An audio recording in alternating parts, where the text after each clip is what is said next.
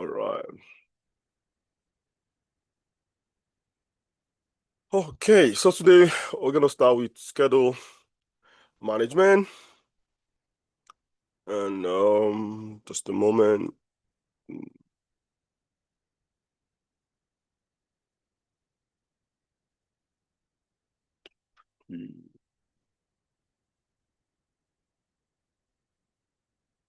Okay, so we talked about work breakdown structure. I'm sure we still remember what breakdown structure is. Breaking down our project activities into manageable tasks. A manageable task that we can cost uh and that we can assign to a resource. Okay, yeah, I'm recording. Thank you, sir.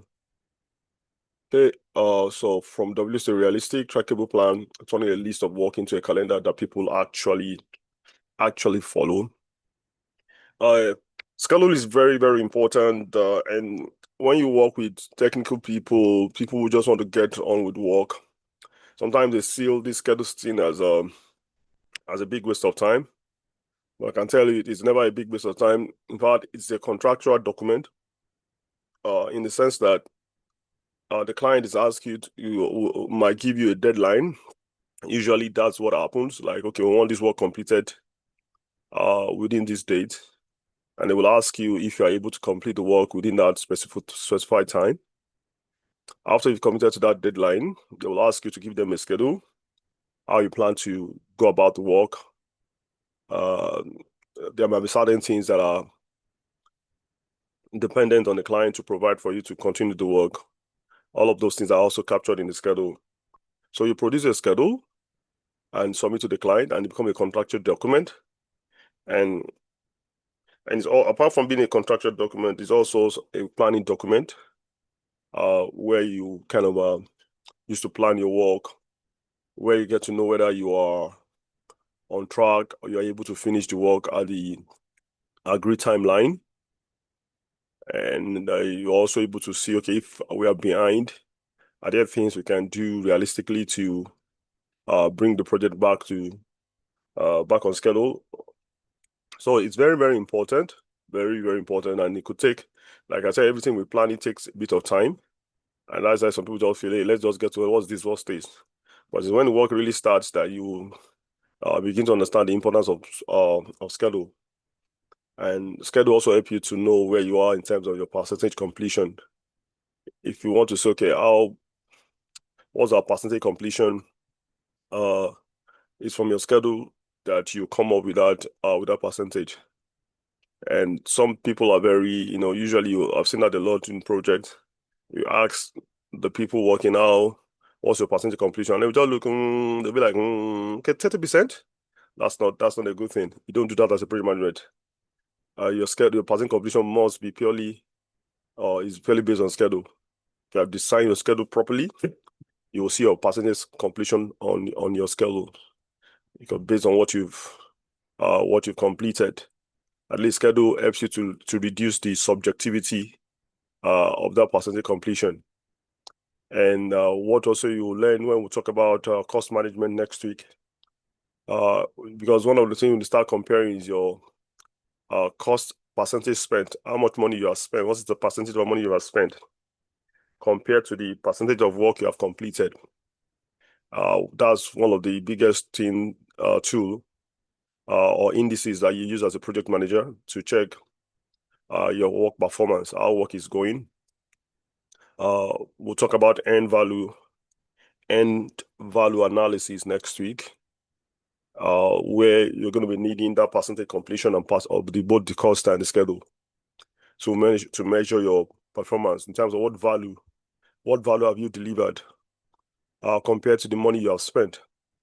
It shows you your performance. If your schedule is saying 60% completed and the cost percentage is saying 80%, that clearly tells you there's a problem somewhere. If you have spent 80% of the money and your schedule is saying 60%, maybe not, but usually it indicates there's a problem. So end value analysis will give you a clear indication that you have not delivered value compared to the money you have spent. And it tells you whether you're behind schedule or still on schedule. Okay, so that's what we're going to be looking at today. So I said the schedule cell will answer the most what's it called? Most common stakeholder question. When will it be done? It makes dependency visible, helps you spot delays early, and builds trust with the people counting on you.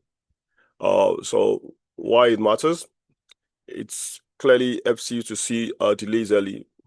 When you build a schedule and something is happening down the line in your schedule, you can clearly see ahead that we're going to have an issue based on where we are right now. Clearly, our schedule gives you a very clear vision of that, and we're going to see that as we discuss. Say simply in week 2, 3, instead of describing it 1 week before when it is too late to act, I can't start B until A is done without a schedule. This blocker stay hidden until they become crisis. So there's something called dependencies in schedule. Like there are certain activities that if you don't complete them, you can't start another one. I want to build a house. I can't lay the foundation until I dig. If I'm unable to dig, then there's no way I can lay foundation. So laying a foundation or pouring of concrete is dependent on what? On digging. So that's what we call dependency. Is depend on another activity. And if something happens to that activity, every subsequent activity that depends on it will also be affected. So schedule makes you to see that very clearly. Of course, be it stakeholders trust. So if you send a schedule to your clients look at it and they're able to see the feasibility of what you have promised them. If you are saying, okay, this is what the schedule looks like, they will study the schedule and look at the feasibility, the possibility, the practicability of that schedule. Some people develop schedule for the purpose of just developing it, just to make everybody happy. Okay, I've developed schedule. But when you look at that schedule, you know that this is not practicable. You know, you are looking at the duration, the sequencing, and questions will be asked. So it builds stakeholders trust. So I'm putting just an example here. You promise a website in 2 months, and with no schedule, content is late, review drag on, and you only realize you are behind by 1 week before launch. The schedule, you will see the stage in week 2 or 3 and could negotiate scope or shift ideas. Yeah, so that's what schedule helps you to do. You're able to see, okay, because as you're going, you'll be seeing, okay, we are 2 weeks behind, 3 weeks behind, and you see it even before that happens. And as a good project manager, one of the things you do is to reach out to your stakeholder when you foresee that you are not going to meet deadline. You reach out to them before time, 2, 3, 4 weeks before time, to renegotiate your schedule, because this is project. Projects are never linear. Project is not a linear thing. Things happen beyond your control. Things just happen in project that does not make project completion linear. So, and that's why I call it management. You manage it. So one of the way you manage is to communicate to the stakeholder, to the client, we are not able to meet this for this reason, but this is what we are looking at doing. You provide solutions and suggestions to the client. Not that I'm supposed to submit something today. This is that day you're now telling them, "I'm sorry, we are not able to submit today. We are looking at another 1 week." That's very, very bad. Please take note of that. Don't do that as a project manager, project coordinator. Okay, we look at some key concepts in schedule management. Before building your first schedule, get comfortable with these 5 foundational terms. They form the language of every scheduling conversation you will have as a project manager. First of all, activities. What is an activity? The individual tasks to be completed, specific assignable pieces of work. So the specific activity that people are doing is what we call activities. Those are the things, that's the minimum, what we kind of estimate hours and costs for on our schedule is what we call activity. So I want to build a house. Digging of the ground is an activity.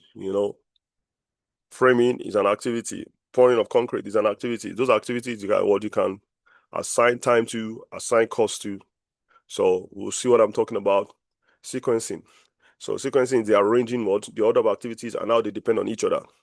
You have to dig before you frame, before you pour your concrete, before you start installing your walls, So sequencing is how those activities link to each other, how they depend on each other. And duration, that's another thing. What you be stuff you'll be doing on schedules. Duration, how long each activity will realistically take to complete is what we call duration. So activities, the sequencing of those activities, the duration of those activities, the schedule itself. When each activity happens, that is actually placed on the real calendar and timeline. So the schedule is all of the activities put together with their duration and the sequencing makes what we call the schedule. So finally, there's something called a baseline. So baseline is the approved version of your schedule, the plan you measure actual progress against. So after you have developed your schedule, client have reviewed it, back and forth has been sorted out, and the schedule is now agreed between you and the client. That schedule become what we call the baseline. You become what they call the baseline schedule, and I'll show an example later on that one. So the baseline schedule is a schedule that you agree with the client that, okay, we promise to start to this activity on this day, and we promise to finish on this day. Most likely, sometimes what happens is that the planned start date might not actually be the day you actually start. So what some clients want to see, especially, is that, okay, show the baseline and show the actual. So baseline is basically what you agree with the client. So as the project progresses, you'll be checking your actual against your baseline. Okay, we promised to start on the 6th of April and finished on the 10th of April. But we actually start on the 7th of April and we finished on the 12th of April. So we have the baseline start and the baseline finish, but you now have the actual start and the actual finish. The actual start and the actual finish could also be as a baseline if you actually, So you compare the baseline and your actual. So the differences between the baseline and the actual is what we call the variance. Call it variance. Variance in the start date and in the finish date. Variance in the duration. We said we are going to do for 2 days, but we ended up doing for 3 days. So we pull up those together. So baseline is basically what we agree with the client, and it forms the foundation of what we compare our schedule to. There's also same thing apply to cost. Baseline cost. This is the budget. Baseline cost means the budget. What we agree with the client in terms of cost, but eventually this is what we are spending. And it's the comparison of the baseline and the actual that forms the variance. When you check the baseline and your actual, the differences is what we call variance. And that's one of the things you'll be checking in your schedule, variances. And also when it comes to cost, you'll be checking variances on weekly basis, on daily basis. You're checking variances. You are checking how far are you from your plan?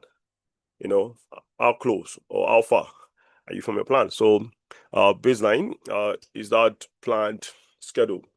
Now you agree with the client from the onset. Okay. Building a schedule is a 6-step journey from defining what you're doing all the way to tracking progress day by day. Each step fills the next. So skipping one creates a gap later. Let's go those steps. First of all, when you want to create your schedule, I'll talk about, this is what we have been a lot talking about in the last 2 weeks. Define scope and build your WBS. What work will we actually do? Break the project into manageable deliverables. So talking about the WBS. So I'm sure by now everybody should know what WBS is. Work breakdown structure. Build your WBS. You understand the scope. Based on the scope, you build your WBS, and you further break down your WBS into activities. All right. You turn WBS into activities, convert each WBS element to specific doable tasks with clear output. You sequence the activities. So after you have broken down WBS, first of all, understand the scope. From the scope, you build your WBS. From your WBS, you create your activities. Then you now begin to arrange the activities, how they follow each other, how they depend on each other. Then after you have done that, you estimate durations. For those each activities that you have sequenced, you now start assigning durations to them and assign also resources. These durations and resources kind of play hands in hands for some kind of project, especially construction project. So something I might say, okay, I want to do foundation in 2 weeks with 4 people. So, and that's the resource you have based on your budget, and you put resource there. But you might find that, okay, it's actually possible to do that foundation in 1.5 weeks if I use 6 resources. So you can see that's the interplay between duration and resources. So you assign your duration and look, okay, for this duration, this is the resource that can actually do it, this number of resource that can do it within this specific duration. Also, the skill of the resources also matters, because when you have highly skilled resource there, it could also speed things up. Compare when you have intermediate people or junior people or people who are still learning, it might make things to be a bit longer. So it must play around that durations and resources. But most of the time, when you are doing this, usually we are working with the technical people, so don't be too disturbed about schedule. Yours is to put the schedule together.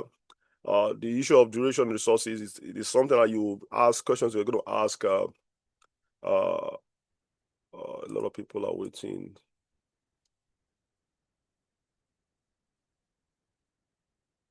Okay, sorry.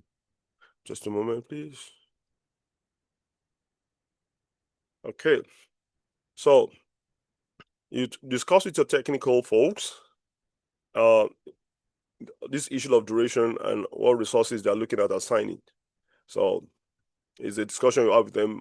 How long will this activity take? Because you're going to be working with them on how on schedule to develop schedule. They're working hand in hand.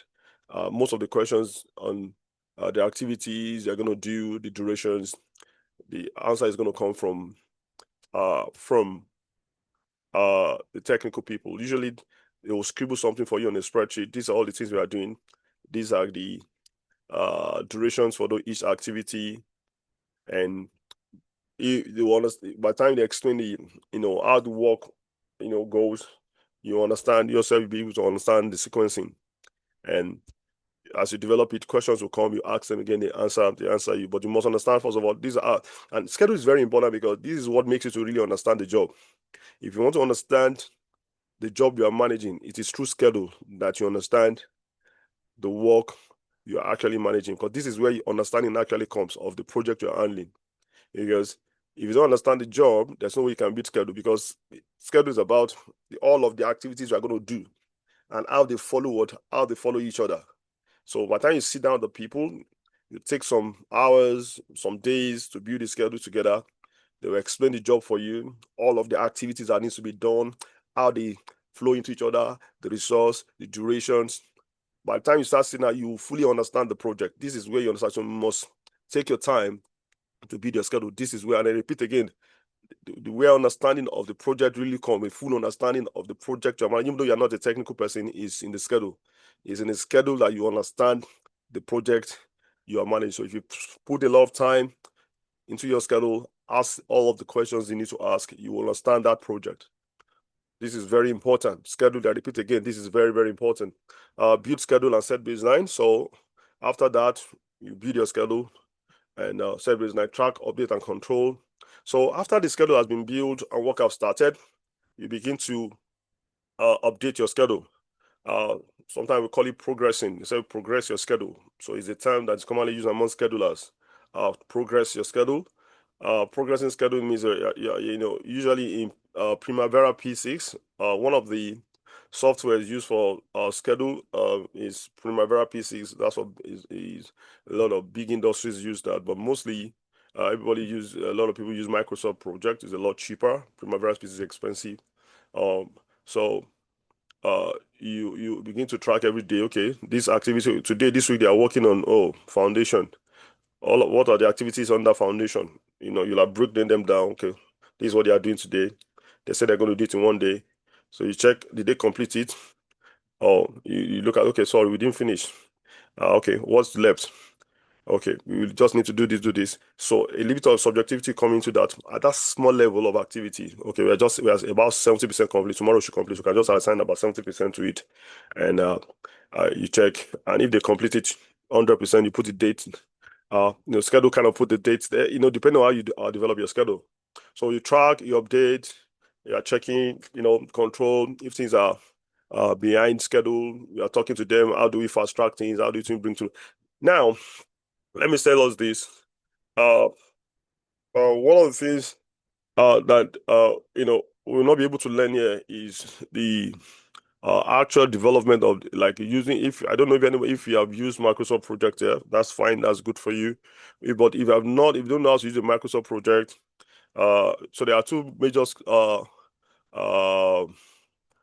things we use in the industry: Microsoft Project and Primavera P6. But for most of the industries, the kind of project that you guys will be involved in is Microsoft Project that you use to develop your schedule.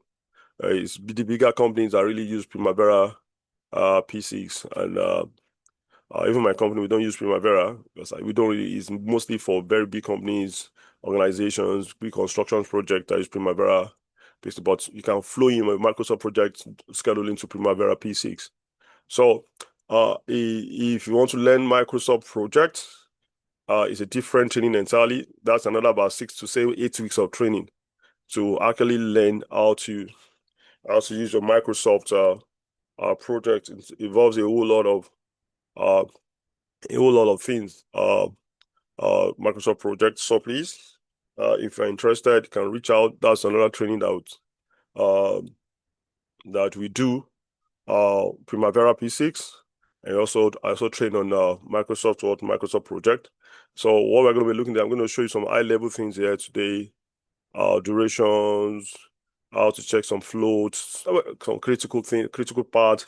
We're going to learn some basic things here today that will get you carried on. But in terms of because one of the things you will do when you get the job is that they will ask you to prepare a schedule.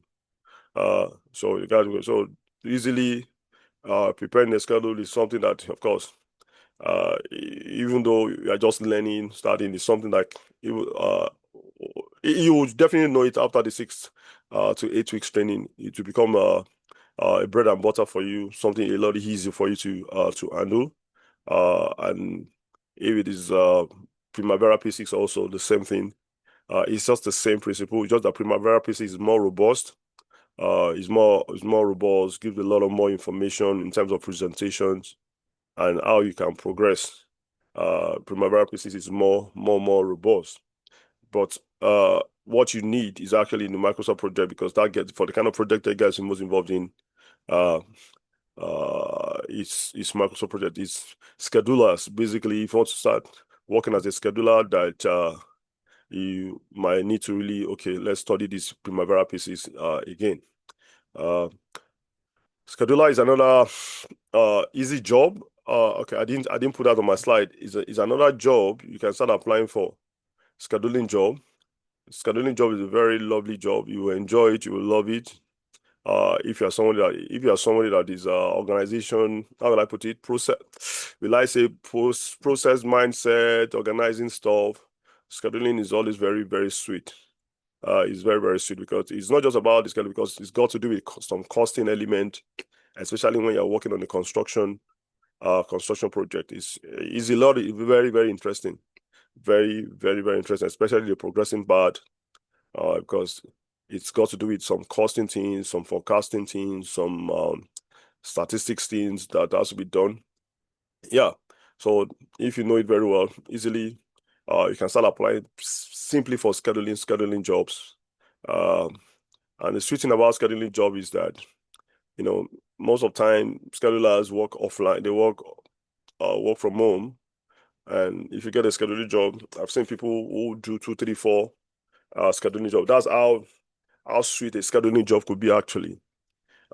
Work for 2 or 3 clients as schedulers, and making some very good, and they pay them very well. So please, if you're interested in that, please reach out. We can do that training on Microsoft Project and Primavera P6. There are two different trainings. Microsoft Project is a training on its own. Primavera P6 is another training on its own. So if you want to learn it too, fine.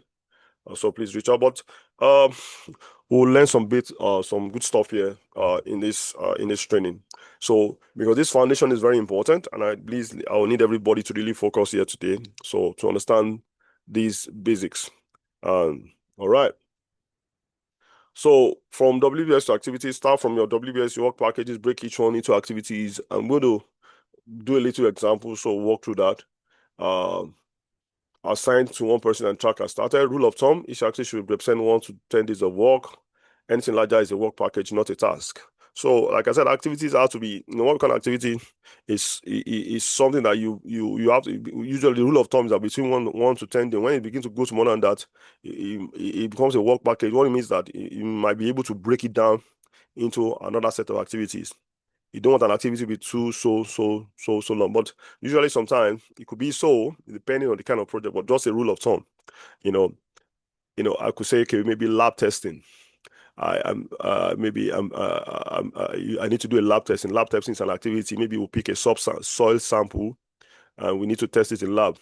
And lab testing is an activity. Now, I'm not the one to do the lab testing. I'm going to send it to people to go and do the lab testing. So, and the lab testing contractor tell you it's going to be 21 days. So you are putting that 21 days is for that lab testing to be completed. Now, the lab test people, they will now have their own schedule when they receive your sample. So that 21 days that they told you they're going to do the lab testing, they have a lot of other activities that they will do under their lab testing. That is not your own concern. You are not the one to do the lab testing. You have given it out to them. So on your own schedule, you're just doing lab testing 21 days. The lab testing people, if they want to be the schedule, their own schedule will not be a total of 21 days. They will not be breaking it down, whatever they are doing for other lab testing, but that's not your own business. As far as you're concerned, your own is what lab testing, and the contractor has said 21 days, so I'm putting 21 days to it. So as you progress in this learning, you will understand some of this. Schedule is more of an art than science. It's more of an art than science, because it requires a lot of intuitive thinking. How you sequence your schedule, how you arrange it, depending on what you discuss with the people who are working. And you have to really be very smart about how you sequence your activities, how you present present information. And Microsoft Project sometimes, even the primary, the way it doesn't work like an Excel work or a spreadsheet works. So the lot of art that comes to it. And I don't want to say a lot of things so I don't get confused. So you have to, there's certain understanding. When you understand the basic principle, then every other thing, it becomes your own judgment. This is how am I going to do it? I'm going to tweak it this way. I'm going to present it this way. The most important thing is you are communicating your work to your client. So decompose work, a practical example, preparing for an event logistic. Let's just look at this simple example. I think we talk about this, we use these examples a lot, so I'll still using them again. Book venue, arrange catering, confirm AV equipment. When you say book venue now, if you find a book venue, it's an activity, but some things will also be done under the book venue. A lot of things will be done under, because it's not just something. It requires, okay, you find out, you visit, you check, you pay. All that is all of those things are under book venue. So book venue is a work package. You understand? Arrange catering, confirm AV equipment, arrange transport for speakers. Each of these can now be estimated, assigned, and tracked independently. So I'm just using this very simple example, of all the things that I need to do for event logistics. These are all logistics that, event logistics. This prepare event logistics is a work package under, maybe you want to do something, want to do a birthday party. There are a lot of other things that, that involves in that birthday party. But one of the work package under the birthday party is what? The event logistics. These are logistics. There are other things that will be handled that are not logistics. So under logistics, these are the activities under what? Under logistics. Okay, so I'm saying defining activities clearly. Now, please, it's very important when you are putting your activity on your schedule. What we use most of the time is an action word. Action word. A well-defined activity removes ambiguity when everyone knows exactly what done looks like, and those are smoother and progress is easier to track. So, I talk about done, that when we say something is done, it must be very clear what we mean by something is done. There shouldn't be any ambiguity. When you say an activity is done, there must be clear communication or criteria that to say that, okay, this is what define what is done. In IT project, when you do Scrum Master certification, or just IT, just Agile project, most of the time, there's something called done. You must define your done. You'll have said, okay, this is what it means for something to be done, because it must be clear that when we are done, so that we don't just keep moving on. Okay, this activity, if we meet at this particular, statistics, then it means we are done on this activity. So that is defined. So start with the verb: draft, test, review. It must be a verb. Your activity must be like a verb that you start with. Action will move the task concrete and unambiguous. Have a clear output. Belong to the owner. That's resources. Now, draft training slides. So that's an activity I put on my schedule. So what I'm saying that the word you are using on your activity must be a verb, must be an action word, because schedule is an activity. Action, activity, actions, things that we do. We are going to do things we are doing. You understand? So it must be a verb. Test login function, review and approve on page. Those are, yeah. Now things that are vague. Work on website. When you say work on website, look at what does that really mean. I'm saying and work on website. What are you working on the website?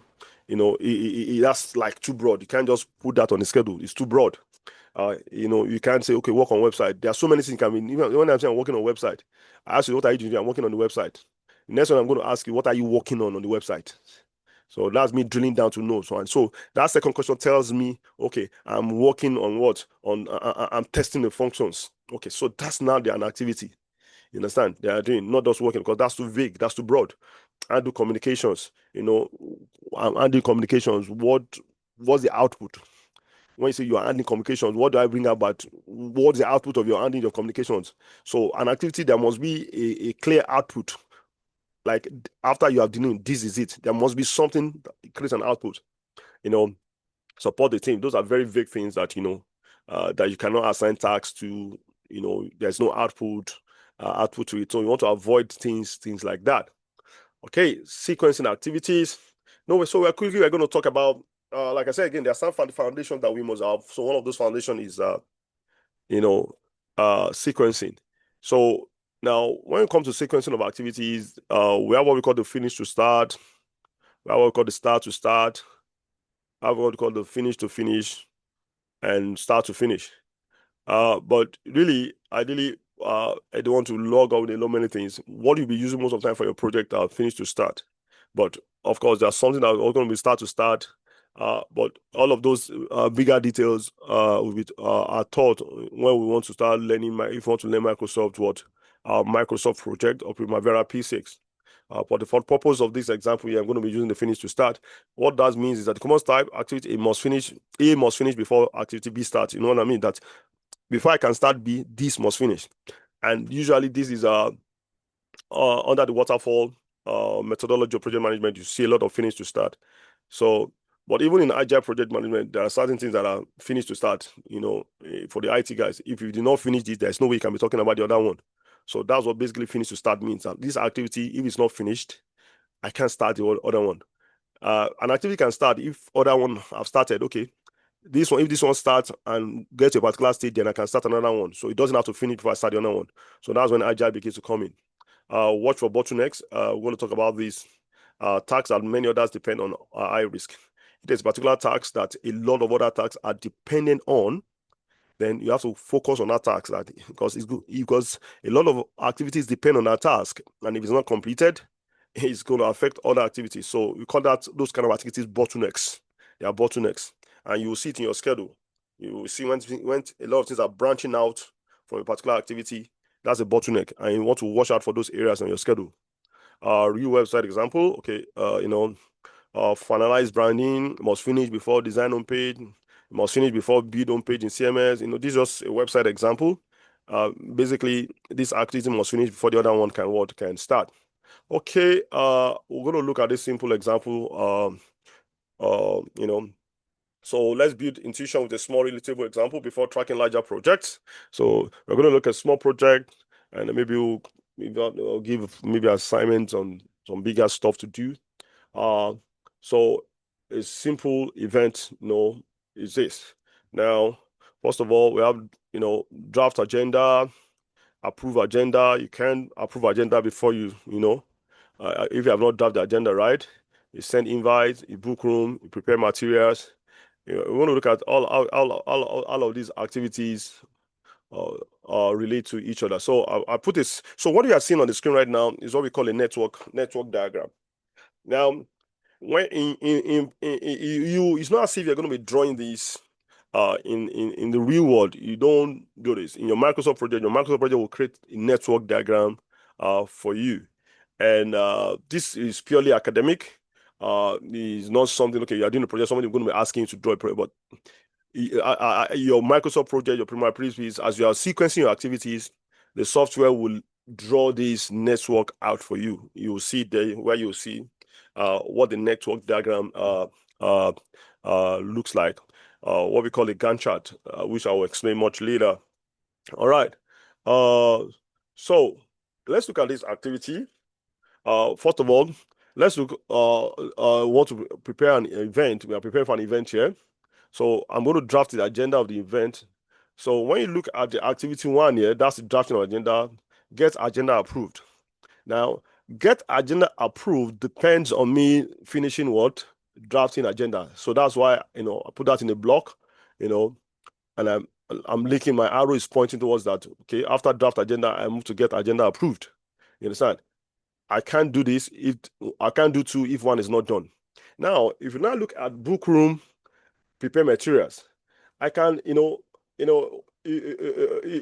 I can't start, doing all of these things until all of this thing has been agreed. Depending on the kind of agenda the teams want to do, determine the kind of rooms we're going to book, determine the kind of materials we're going to prepare. But after this agenda has been approved, then this book room and prepare materials can run what, in parallel. I can start, okay, once agenda has been approved, you can start assign this particular line of activity to another person. You go and prepare the materials because agenda has been approved. Okay, you go and book room because the agenda has been approved. So you can see, so this now looks at activity branching out here, book room and prepare materials. So this what a schedule shows you. Okay, yes, I can start preparing materials where I can start the booking room. Now send invitations. The same way, now I have to book my room agreed on the room before, invitations I'll say that because on my invitations, I need to put the address of the room, things like that on my invitation. So I need to finalize these. It gets if at least some tentative agreement that this room is available is booked before I put them on my invitation and send out. So there are now this what we are saying 1, 2, 4, 3 is a part. We call it part, a part that through which your project goes. But at the end of the day, if everything ends up what the event itself. So this is a part event. So prepare materials. But before we can have our event, I must have prepared my materials. I must have materials that are going to be used for the event, and invitation must have been sent out before we can have an event. So what this thing shows that as this thing coming together here before it comes here shows that this must finish before we can have an event. So when you look from one, we have 2 parts through which you can get to an event. 1, 2, 4, 3 event. 1, 2, 5 event. Those are parts towards the end of the project. So what we are clearly seeing here is what we call the network diagram, and we're going to be talking about something called critical path, and and it's through this network diagram that you're seeing on the screen right now that make you to understand what a critical path is, and I'm going to explain what critical path is. So basically, this just shows you, how your activities connect to each other, and you understand that if something, so from this network, you can easily see that if there's a problem with us getting the agenda approved, what that means is that we can't go ahead and book a room, and we can't go ahead and prepare materials. So what is critical is that this is what we call the bottleneck right now in this particular simple schedule network you are seeing here. There's a bottleneck here in the sense that you must work to ensure that this agenda get approved on time, because if it's not approved, then nothing progresses. So you pay attention to what getting this agenda approved. So this is a very, very simple, very, very simple basic network, just to show what I'm trying to explain here. So you pay attention. The real place where I pay attention to is what it is getting agenda approved, because a lot of things there's a branching out of here, and we can't move ahead if this is not done. So this is what network. And when you prepare your schedule, because schedule will be very big, very massive, all of those tutorials will show you areas where you need to pay attention to critical part, things that if they fail, if the duration is affected, the end is affected, it could largely affect the end of your project. And we're going to really talk about that. Okay. All right. We're going to start with, I'm going to take a break for the next 5 minutes, and then I'll take 5-10 minutes, and we'll be back. Please, if you have any question that time, please prepare your question. I'll answer your question when I come back. All right. Thank you. See us in 10 minutes.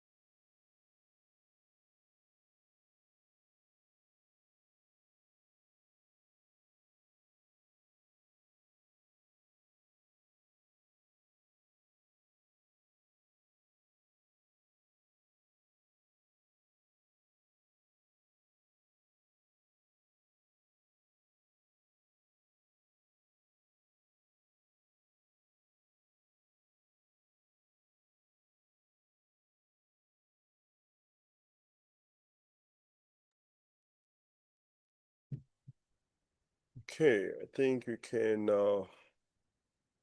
can start now again.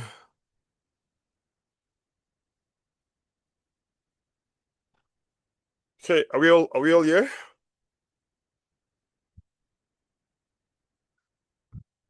Yes, sir.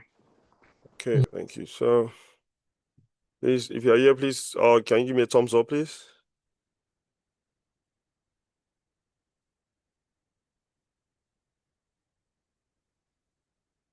If you're here, thumbs up, thumbs up, thumbs up, thumbs up.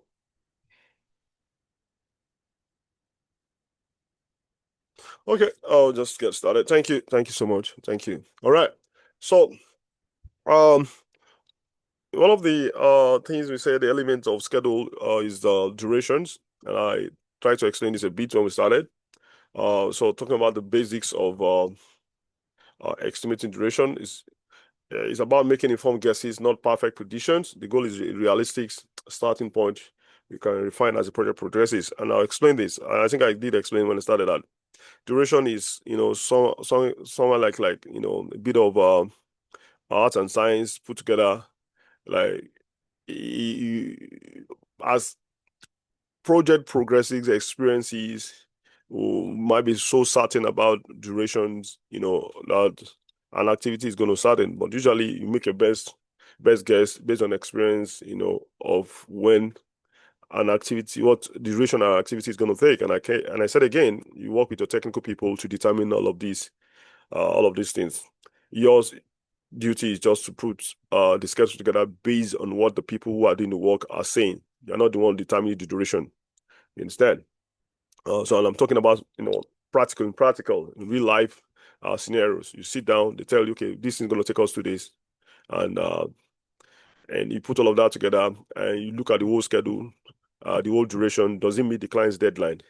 If it does not meet the client deadline, then you start talking about, okay, what can we do? Can we reduce this? Can we fast track this? Can we use additional resources to fast track things? Even possible. Sometimes some activity it doesn't matter if like put 100 resources, it will still be there, you know.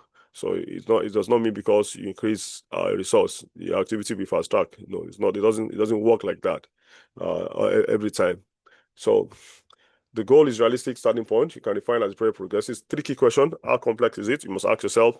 Uh, how complex is the work? Is this something that we have done before?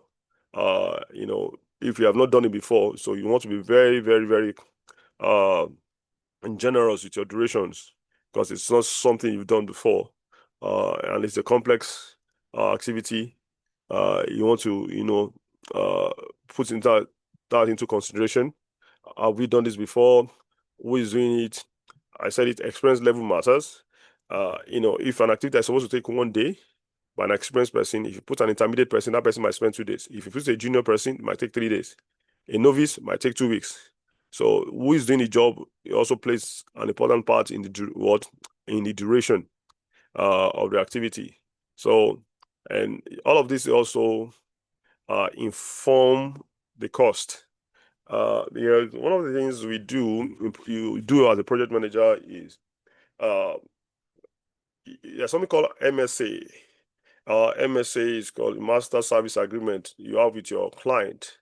So what that means, one of the things that is in MSA is the rates that on this project, these are the rates we are going to be charging, uh, especially for time and materials kind of project. I'll discuss this next week. Time and materials basically means we are charging for the times and materials we spent as we progresses on the project.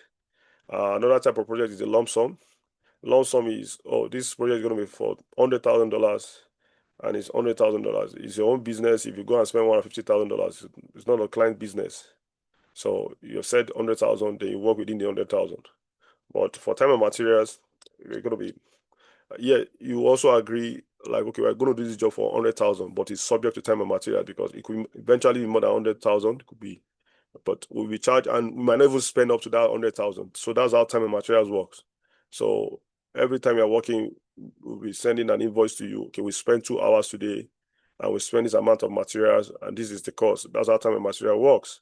So in time and material work, you send in your rates to the client, telling the client, oh, This is what a carpenter 1 will cost per hour, a carpenter 2 will cost this per hour, a carpenter 3 will cost per hour. And for this project, we're going to be using carpenter 2 and carpenter 3. And because we are using carpenter 2 and carpenter 3, we're able to finish this activity in 1 week. Now, the client will be like, no, we want it to be done in 3 days.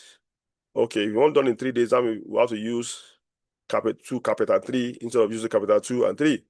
And that will mean more money because carpenter 3 are more experienced and they will do the job a lot faster.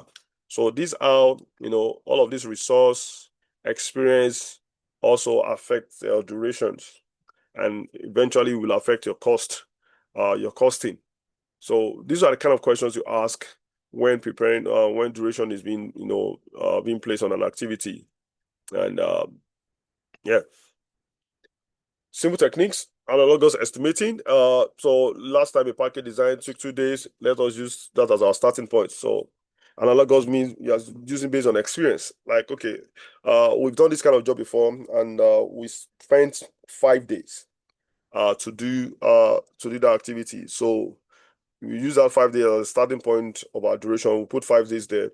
Now, circumstances of project varies. So because we spent 5 days on that task last time does not mean on this particular task we spend 5 days, but 5 days is a starting point we can put there. And at the end of the day, we look at our schedule and we see how far or how close we are to to the client's deadline. If the client says, oh, we want it done by January 20th, and we put our schedule, and our schedule is saying, okay, we are able to finish January 5th. That means so we have 15 days to still play with. So what you do is that you start adding days to your activities, at least to make the schedule to fall on that 20th that the client has requested for. You don't want to promise, something so fantastic like you're not meeting. It's better to promise June 20th and deliver June 10th than to promise June 10th and you now deliver June 20th. That doesn't speak well, even though you are still missing on deadline. So you give yourself that wiggle room to play with. We say under promise but over deliver. That's what you do as a project manager: under promise and over deliver. Don't be too excited to start promising things, even though I can do this in 5 days. I won't tell you I'll do it in 5 days. If there's that room to say 10 days and the client agreed 10 days, I'll say 10 days. I'll do this in 10 days. If that room is there for, then if I now do it in 5 days and I say, okay, after 5 days, I submit to the client will be happy than for me to promise 5 days and I'm ending up spending 10 days. So please, under promise and over deliver. That's the target for you as a project manager. Expert judgment, like I said again, the law of when it comes to duration, you're not the one doing the work. So you rely a lot on expert judgment. Okay, please go ahead with your question, sir. Sir, please, about this question of under promise and then deliver. Yeah. How do you kind of reconcile that during bidding for a project so that one will not lose out with other competitors? Yeah. So when you are bidding for project, usually in bidding, the client will have given you certain dates. Certain dates that they want certain activity to be completed. So that's how usually bidding work. They will give you dates. In the bidding, they will put the schedule line, usually in bidding, and they'll put a schedule there. We want this thing completed. Not that they will tell all the activities that want to be done, and certain activities they'll put deadline there. That this project must be completed on this particular day. So what you do in bidding basically is that you work. So you look at it first of all. You look at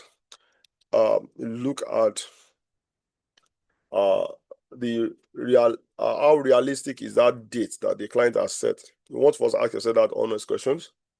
You look at it, and you very first thing you want to try to do is that you want to build your schedule to meet that deadline. That's what you want to first do in schedule. Okay, you build your schedule. And usually it's an high level schedule that we normally submit for. It's not a very detailed schedule. It's a high level schedule.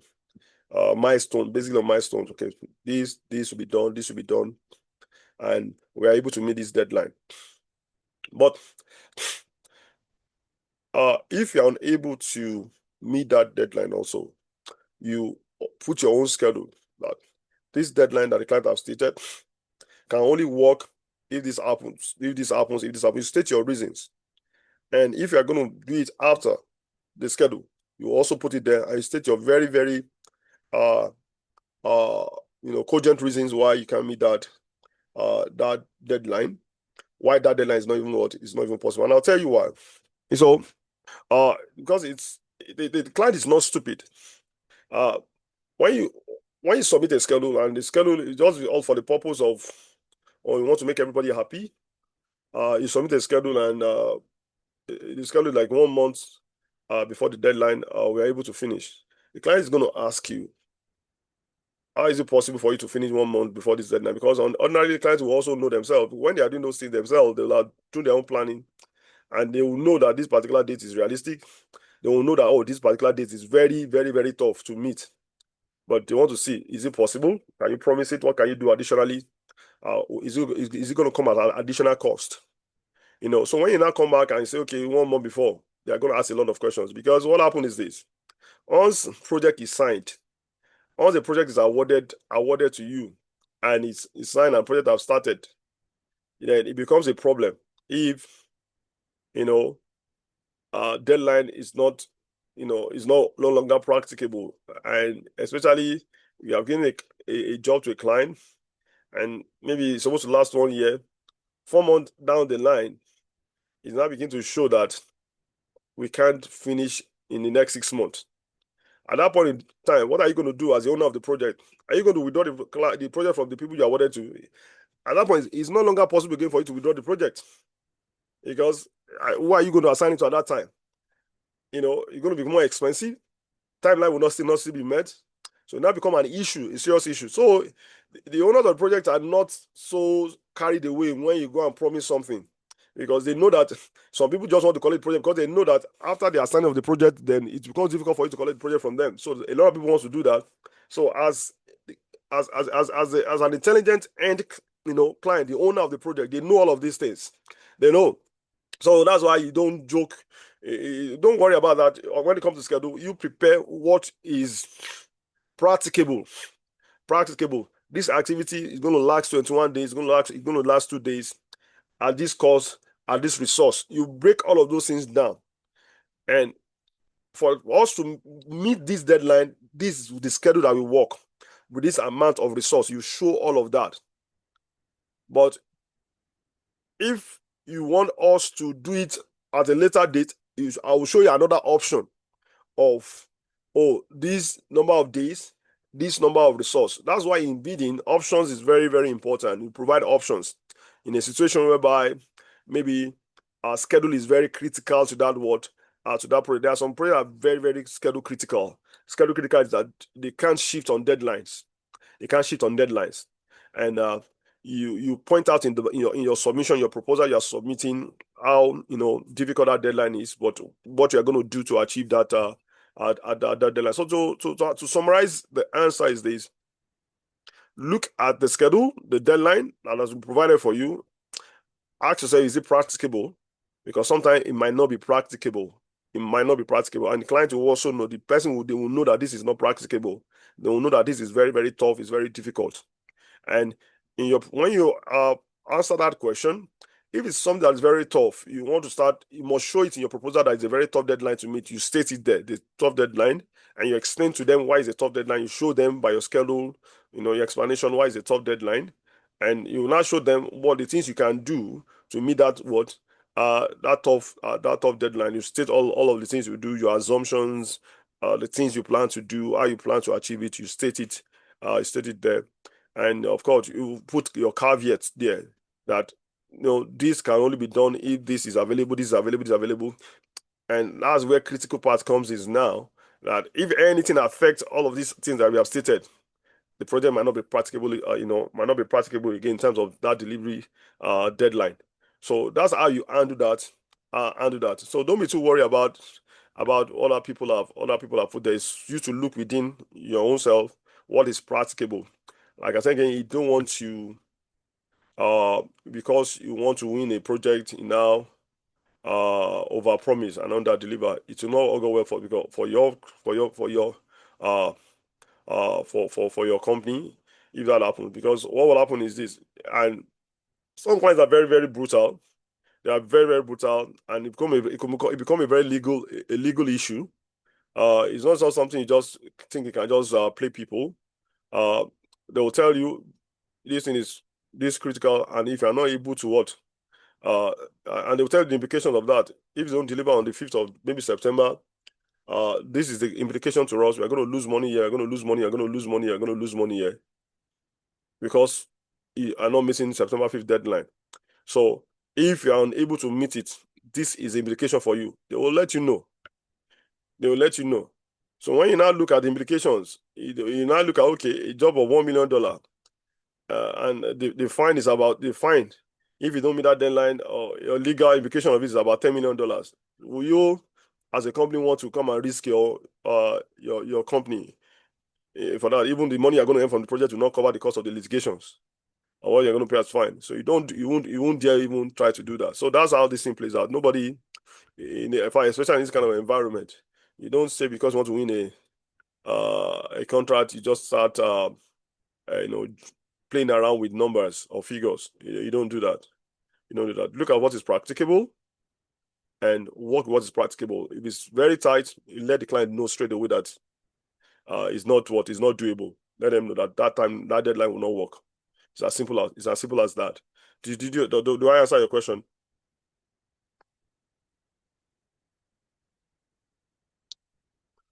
Yes, sir. Yes, sir. Okay. So Thank you, sir. You're welcome, sir. So okay. Including dependency and constraints. Not all time is productive work time. Schedules are ignore waiting time, fixed dates, and limited availability routinely fail, not because the work too longer, but because the calendar wasn't realistic. So you must, this is what we just finished talking about. You must build a realistic schedule. Don't build an academic schedule. This is a practical work. There'll be a lot of waiting times, delays, things might happen, equipment might get damaged, someone might fall sick. A lot of things just happen on the project are not that hours are spent on the project, but they are not work hours or productive hours. So you must factor all of this into your project. So I'm saying if actually it's going to take 2 days, I don't want to say 2 days. I would say it's going to take 3-4 days. I want to give myself that rule first of all. Then I want the client to come back and tell me, hey, sorry, we need this thing delivered. Then you come back again and try to reduce where possible.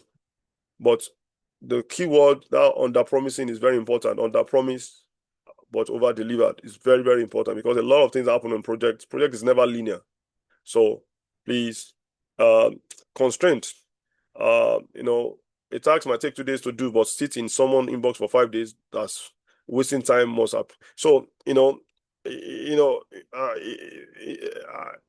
when you're doing activities, there are certain things that are dependent on the client or approvers.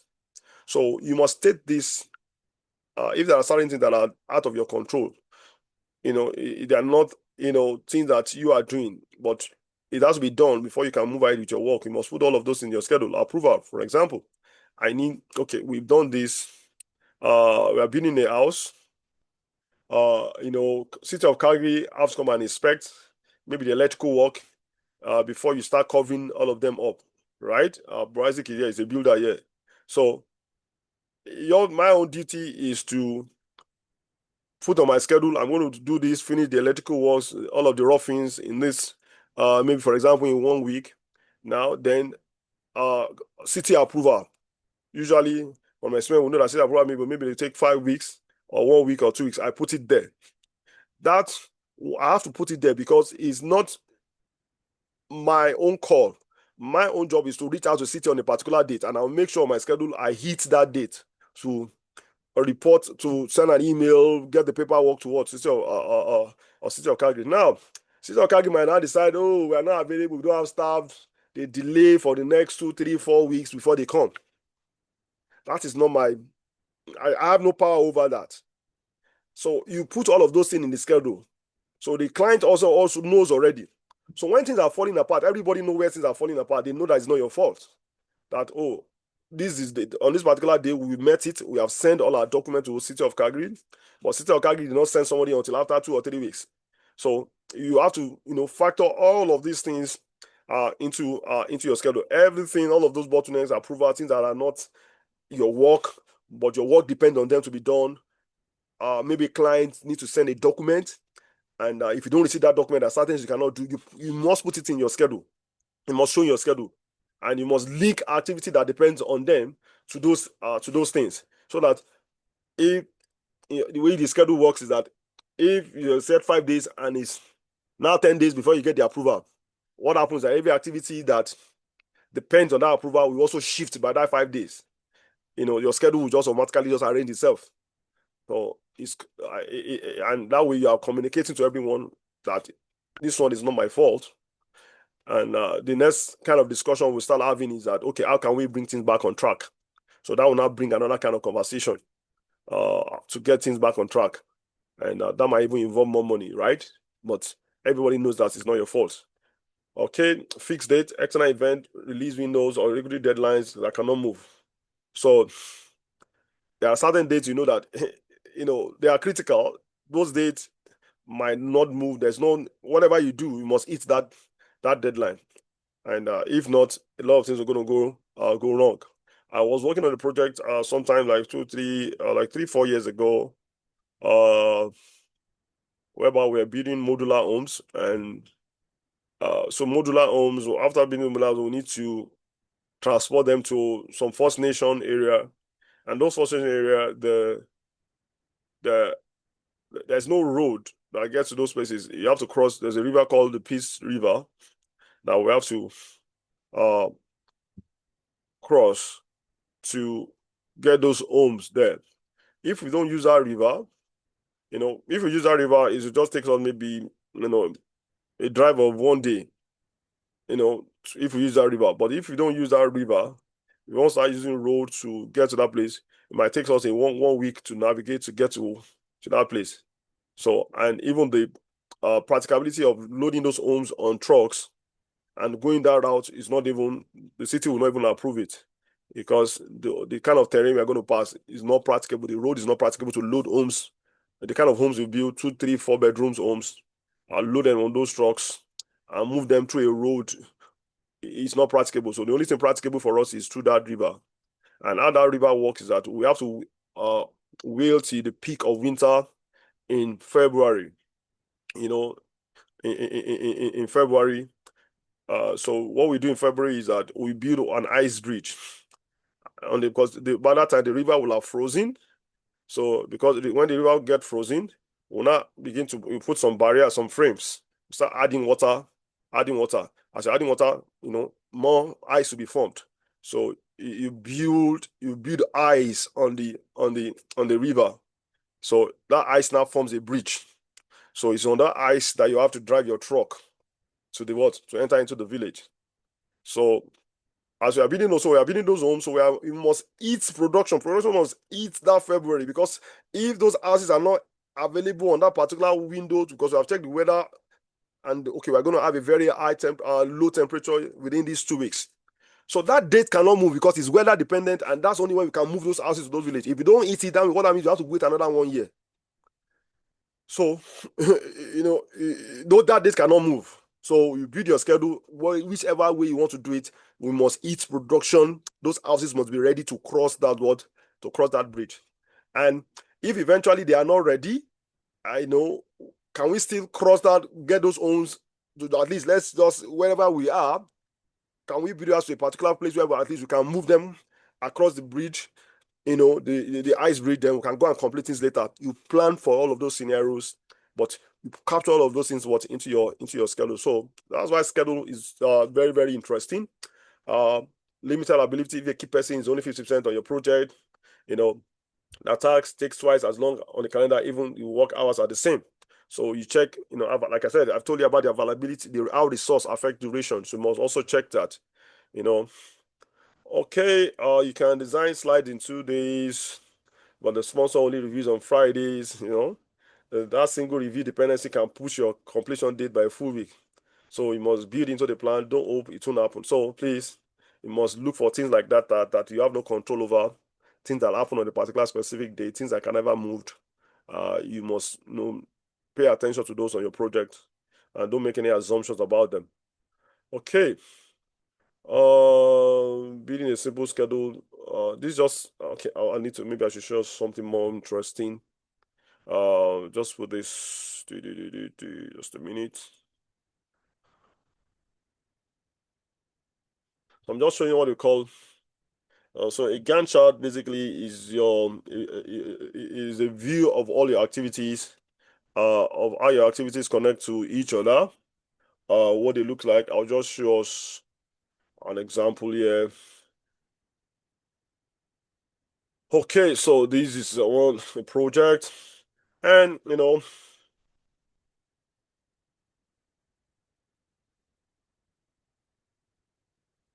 so looking at a schedule here now. So what you are seeing on this stuff you are looking at is what they call a Gantt chart. These things you are looking at here.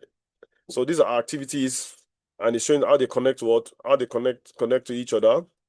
If let me just minimize this a little. So this is a Microsoft schedule, and when you these are all activities listed here, and I'm seeing the durations, the start date, the end date, percent completion, and these are what we call the Gantt chart. It shows how the activities would connect, how they connect to each other. And this practically depends on how, I didn't show the predecessor yet. How the Gantt chart simply comes from how the activities link linked to each other. That for me to sorry, I'm not showing the how the predecessor is here. So basically, this is what I don't want to show you what the Gantt chart really looks like. This is what it looks like. How activities connect to each other. These are activities here. All of the durations are inserted here. Like I said again, please, Microsoft project is not something you learn in one day, not in 2 days, not in 1 week. There's a whole lot to learning Microsoft project. So please again, if you don't know and want to learn, please reach out, and we'll discuss the modalities for that. Usually 6 weeks for Microsoft project and about 8 weeks for Primavera P6. There's a whole lot that is into this. So so that's what the Gantt chart looks like, and I'll explain more on that. All right. Like I said again, you won't be drawing anything with your hand. You have to use your Microsoft project to produce your schedule, and a lot of information that you need will be derived from there. Okay, let's talk about the critical part. Stylishly, we'll be talking about this. So the critical part is the longest chain of dependent activities in your project. It determines the earliest possible finish date. Any delay on the critical part task delays the entire project unless you take deliberate action to recover. So, as a project manager, one of the things you watch out, in fact, usually when we are developing our schedule, the method usually we use is what they call the critical part method of developing schedule. So the critical part basically is, that thing I showed us the other time, how those activities connect. So in that simple one, there are 2 parts in that network, a very simple one. So usually you see different parts. It could be that goes to the particular end. So when you're looking at those lines, one of those lines will be a critical part, only one. Most of the time, just one will be a critical part. And that critical part is basically like every activity that falls on that critical part. What it means that if anything affects those activities, the end date of your project is going to shift. It's going to shift. So as a good project manager, you want to identify your critical path and look at all the activities on the critical path. And if anything affects them, you automatically know that something is going to affect your project. So you want to pay attention to them. For example, in that example, the approval is a critical. We know that if approval is delayed, every other thing will be delayed in that project. So that's a critical activity, and critical activity will fall on the critical. So, whichever part it falls into becomes a critical part. So, and yeah. So why it matters? Sets the project minimum end date. So critical part, will tell you, okay, this is when the project is going to finish. It will show you critically that this is when it's going to finish. Tells you where to focus your monitoring energy. Explain why some tasks are more time sensitive than others. Guide decisions on where to add resources when needed. So if you want to speed up your project, it's a critical activity that you add resources to. If an activity does not form on a critical part and you are adding resources to fast track it, it won't affect the end. I'm going to show you examples here. It won't affect your project in any way.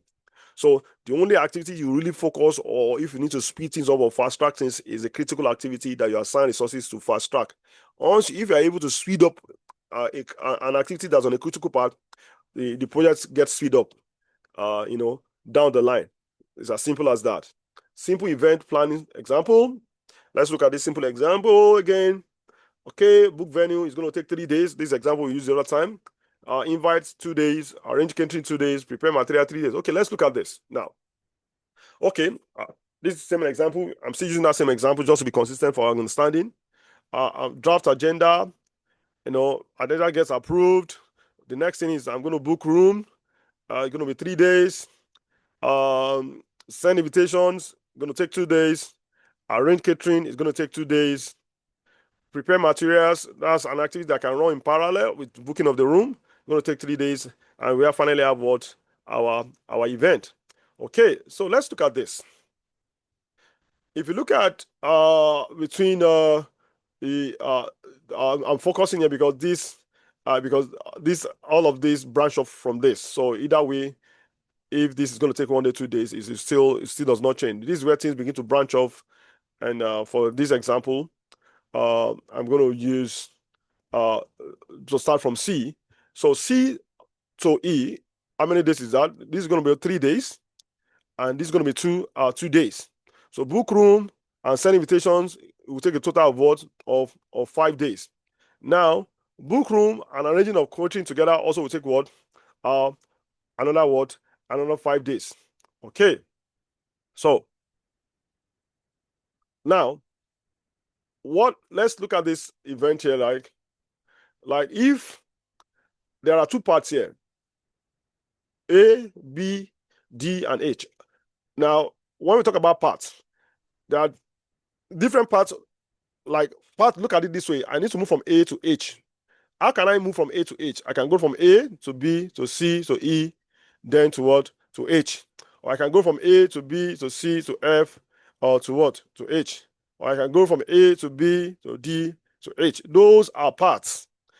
From the beginning to the end is what we call what? We call part. So now, looking at this critically, for example, I said if this activity B is delayed, automatically what happens? The whole project gets delayed. So this is a very bottleneck that you must pay attention to.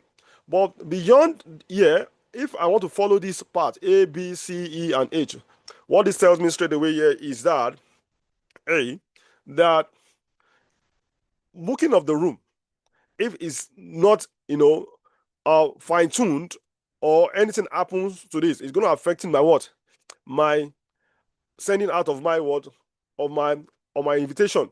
Now, I've zeroed out this. Why do I'm zeroing out? I just want to make it very simple, because this is common to this. A and B is common to whichever part you want to develop for this schedule, this network. A and B is common to all of them. So I'm just, for simplicity's sake, I'm taking them out because it's common to all parts. So I'm focusing on part D to H and part C to what? To H. Now you find out prepare. Of my preparation of material, really, as all of these activities are going on, this one can just be going on, so it does not affect anything. It's just 3 days that's going to affect. But this one is 3 days, this one is 2 days. And range of catering and sending of invitations also can be going going together. It doesn't, nothing really, I can be sending invitation while I'm also arranging my catering. Now, booking of room to send invitation is going to be 5 days together. But you find out that in that 5 days also, within that 5 days, I will have arranged for my what? For my catering. So technically, between C to H is going to be 5 days. Moving from C, booking of room, to this H event is going to be just 5 days. Because I can't say 3 plus 2 plus 2. 3 days for booking of room, 3 days for sending invitation, and 2 days of arranging of catering. That will not be 7 days. No, that's not what this network is telling us. This network is telling us that when as my booking of room is going to take 3 days, and it's only when I've concluded the booking of the room, then I can start sending out the invitation. At the same time, I can also do what? In parallel, arrange for my catering. And both will take 2 days.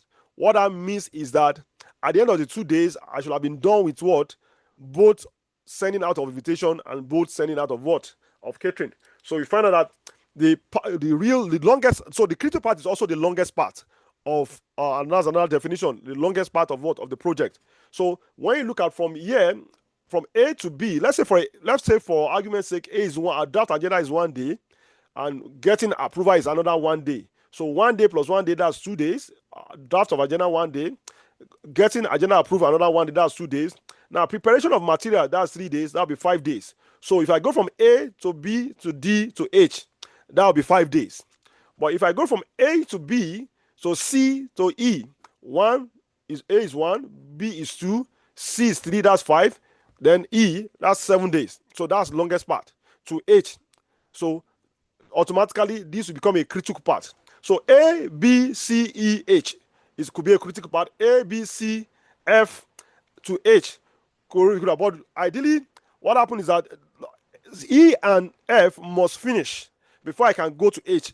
I can't come to H if E and F have not finished. That's why really, if I want to do my network network properly, this junction you have here will be we call it a node. So it's a part on its own, because I can't come here. I can't move from F to H if E has not finished. So I can't just say I can go from A, B, C, F, H. I can't call that a part, really. So because I must finish E before I can get to H. If F is not finished, then I can't talk about. So these two go hands in hand. Just for argument's sake, basically, just to make us understand what critical part is. So what I'm trying to say here is that if anything, this C now becomes a critical activity, because really here, if I'm not able to book my room, or if the booking of the room goes 4 days, what do you think will happen?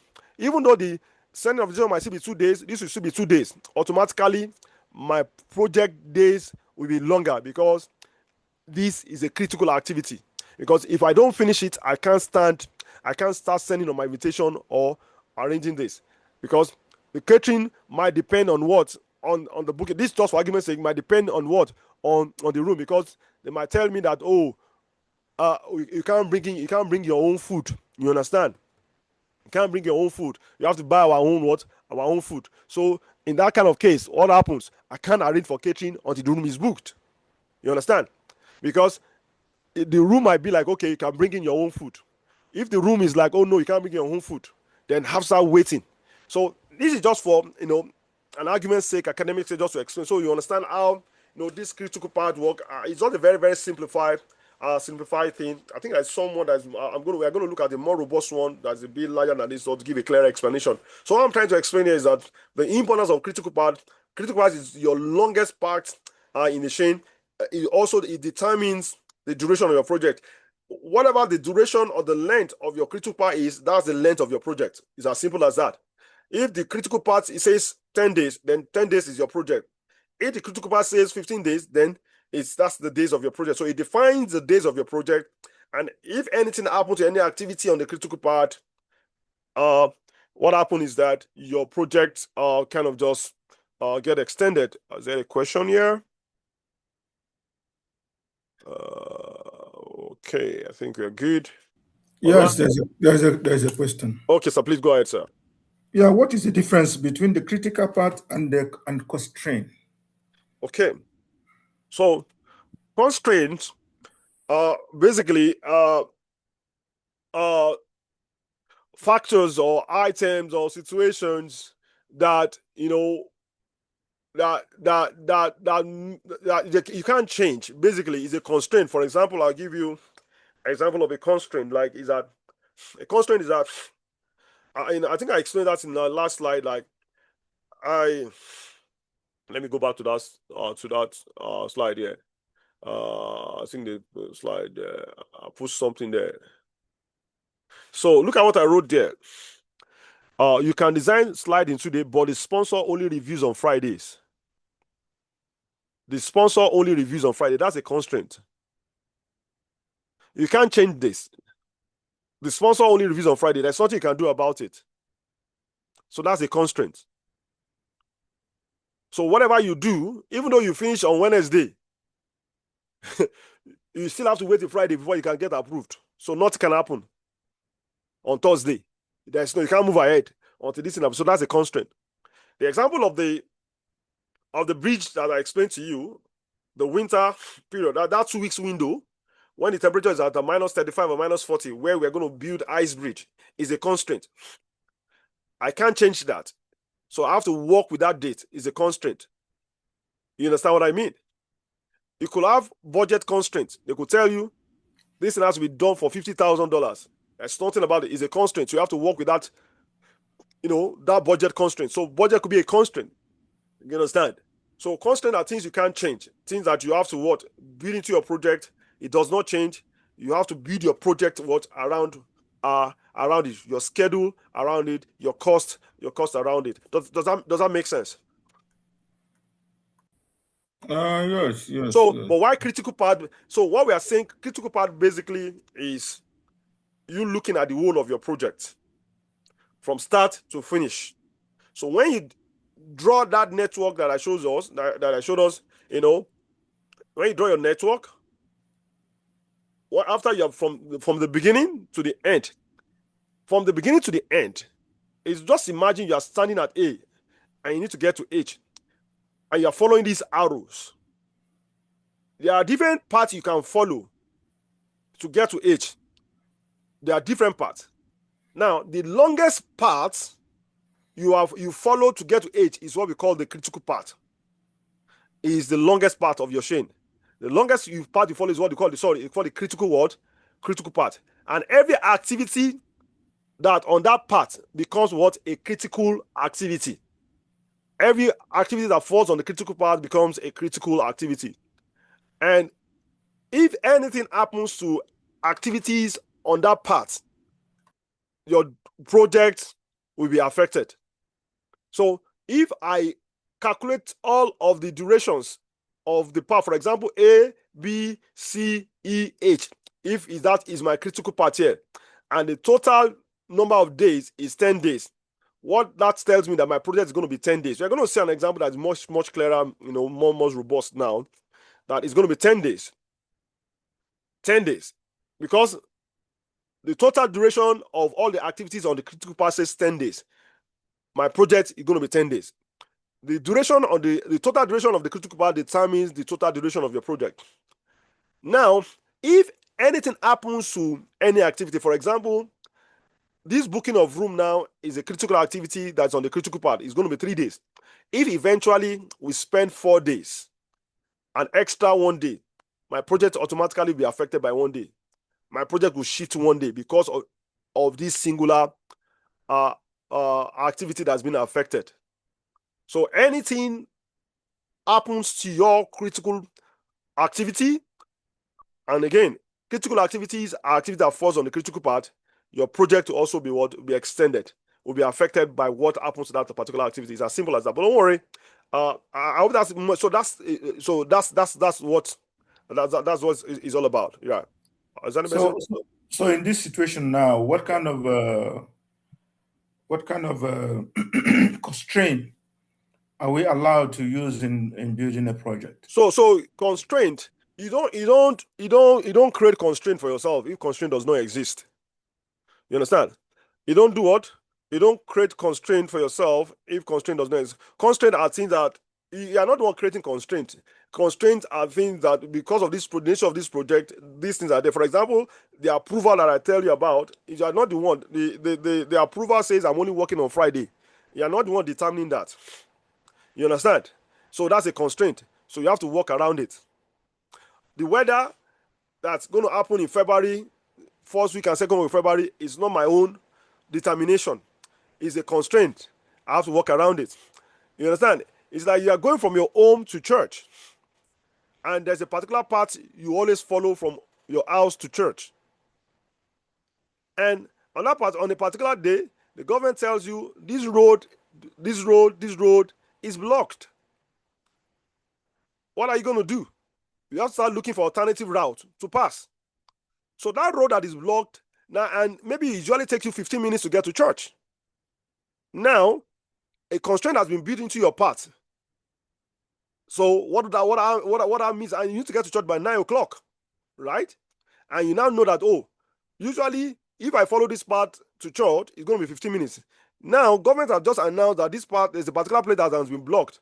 What that means, I have to use another path that's going to take what? 30 minutes. So what does that mean? And I need to get to church by 9 o'clock. So 9 o'clock is a constraint. You have to be in church. You understand? Because that's what the pastor have told you. So that's a constraint. Constraint one, you have to get to church by 9 o'clock. That's what the pastor have told you. Now, constraint two has not been built again. Government have told you that, oh, there's a blockade in a particular part. So, number one, you have to get to church by 9 o'clock. Number two, constraint two, you can't pass a particular part. So you have to, so what do? You can't pass a particular part, you have to go and look for another part to follow. But you must still get to church by 9 o'clock. So what do you think you will do, sir?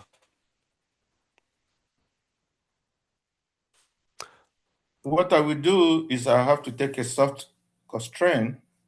I'm talking about this. Let's use the example of you leaving Onam. You have to get to church by 9 o'clock, and usually it takes you 15 minutes to get to church, and you have to get to church by 9 o'clock. Now, and where you normally follow is 15 minutes, but now that place has been blocked. The alternative route is now 30 minutes. What are you going to do? I have to check the one that will be much easier for me to follow, because there's many roads here. Okay. To follow to the church so that I won't go late. Okay.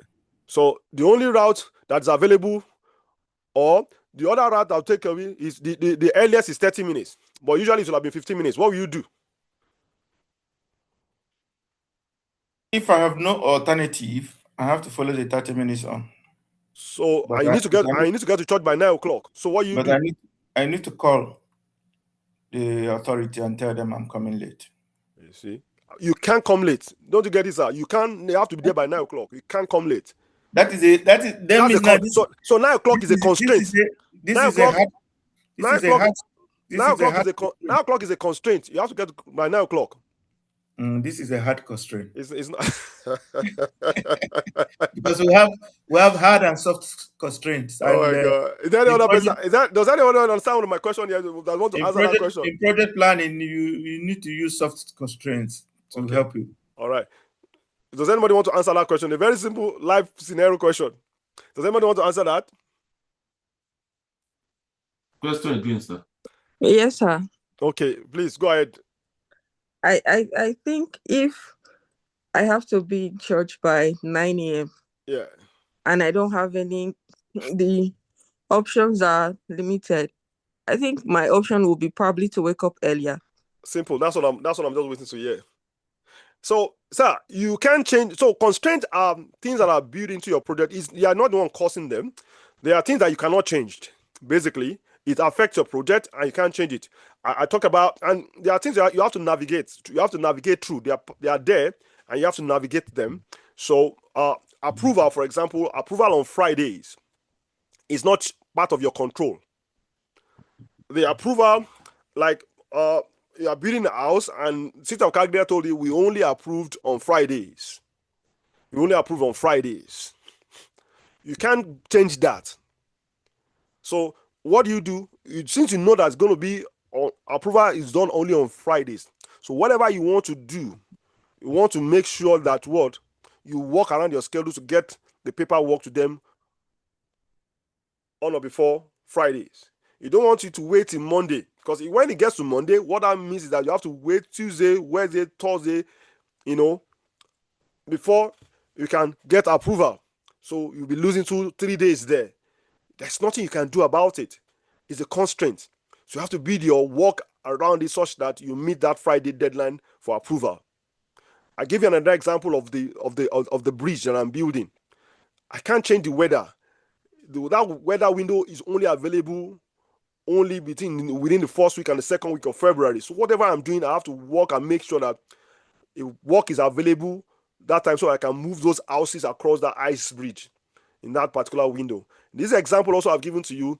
You have to get to church by 9 o'clock. The way you are thinking because I can call them and tell them I can't come 9 o'clock, because you think you have control over that. Or not. No. I'm saying you have to get to church by 9 o'clock. It's a constraint. It's a deadline. You have to be there by 9 o'clock, because if you come after 9, it's no longer useful. You have to be there by 9 o'clock. And government have told you, hey, this road is blocked, and you know that if I leave my house 8:45, I will get to church 9 o'clock. To the original pattern I'm following. 8:45, I'll get to church by 9 o'clock. So what does that mean? Now that I have two constraints now. The first constraint is I have to get to church by 9 o'clock. The second constraint has now been built in by government because there's a blockade. And the alternative part, now after assessing the alternative parts, the earliest part, it says 30 minutes. So what does that mean? That instead of leaving the house by 8:45, then what does that mean? I'll leave my house 8:30, so that I can get to church by 9 o'clock. That's how schedule works. The constraints will be there. You can't change them. Don't even think you can't change them. They are that's why they are constrained. They constrain you. Like you don't have an alternative. Basically, you have to follow this thing. There's no two way about it. That's what constraints are. Does that make sense, sir?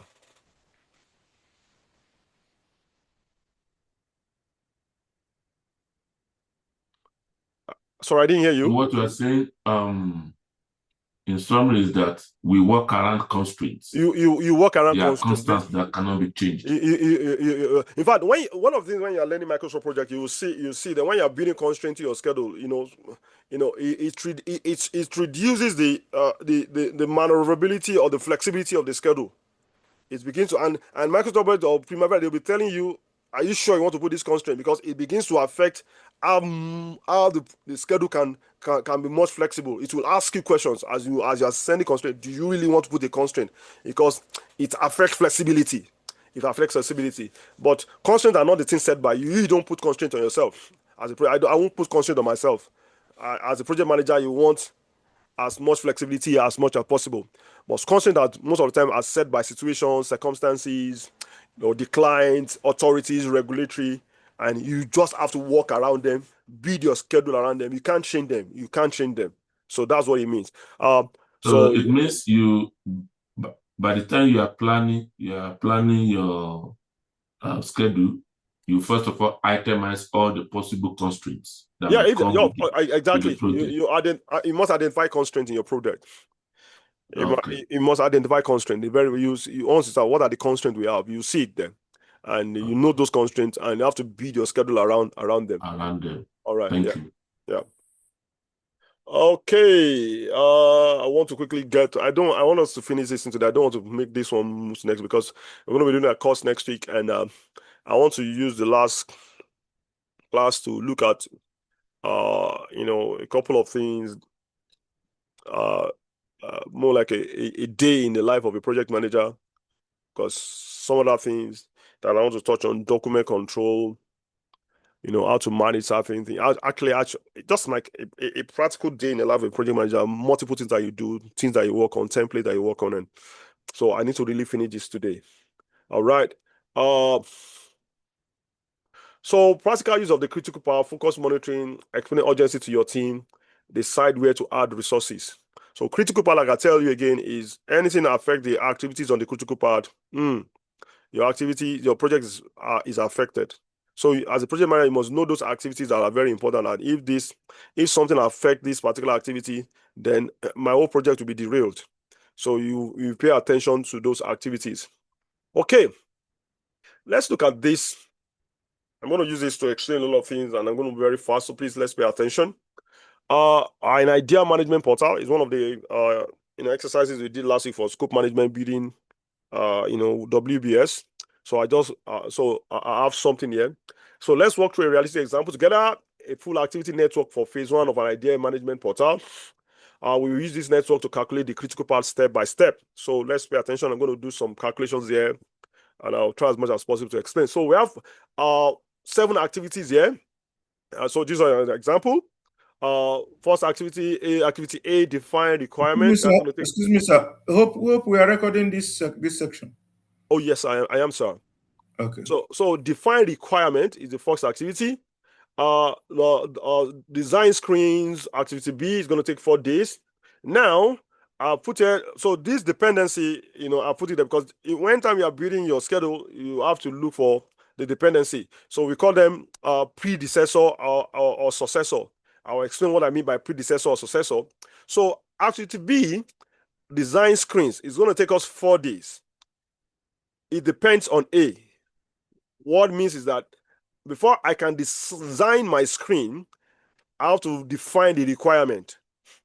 So I'll put that there. Now, activity C, configure workflow, is going to take us 3 days. That also depends on A. So I'm saying that for me to configure the workflow, I have to define the requirement. If I don't define the requirement, I can't design the screen and I can't configure the flow. So it depends on A. So A is a predecessor to B, and A is a predecessor to also C. Predecessor. You understand? Why B is a successor of A, and C is a successor of what? Of A. A is a predecessor of B and predecessor of C. C is a successor of A, and B is a successor of what? Of A. You know what that means? Successor. It succeeds it.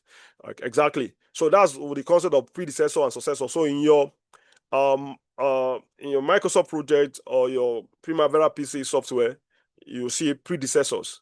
That's what you use to link project together. All right. Activity D means set up test environment. It's going to take us 2 days. Now, it depends on C. What that means is that for me to set up test environment, I have to configure the workflow. I can't set up test environment without configuring the workflow. So it depends on C. So activity is a successor of what? Of C. Execute UAT 3 days. Now, execute UAT is going to take us 3 days, but it depends both on B and D. What that means is this. It means that for me to execute, user acceptance test, UAT, I have to design the screen and finish up, setting up of the test environment. If I've not done B and D, I cannot do E. It's not just finishing D alone. I have to finish up B and D before I can do what? E. That's what this means. It depends on B and D. So that goes further. Activity F, it depends on E. I have to finish E before I can do F. And activity G, I have to finish F before I can do this. This is also a very simple just to explain how critical path works. And basically that's what I want to calculate. I want to calculate, our critical path and establish the duration for our project, and also see by another thing we will do with the critical path is that we want to see how early our project can start and how early it can finish, or how late can we start it, or how late can we finish it. That's what this exercise is going to show us. Like the client have told us, we want this project to end by March 15. So by March 15, so we are going to decide, okay, if we need to end this project by March 15, how early can we start it? And how late can we start it? Oh, we can start January 1st. But worst case scenario, we must start by January 5th.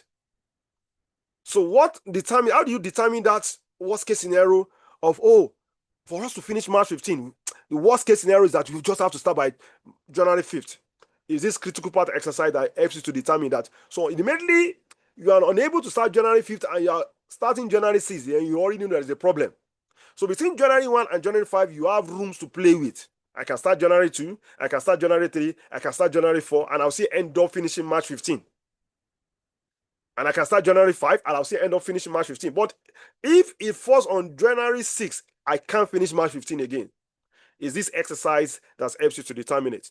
And again, the reason why I'm taking us through this part is this is really academic in nature. Academic, but you must understand it. Yeah, you must understand this academic thing I'm teaching. You must understand it. But when you begin to use your Microsoft project, you know, the project will calculate those things for you automatically. When something changes or you alter something, it will just flow in the software and gives you an end date. So you won't be doing the calculation I'm doing here. You'll be doing it in practical life, but you must understand how it works. You must understand how it works.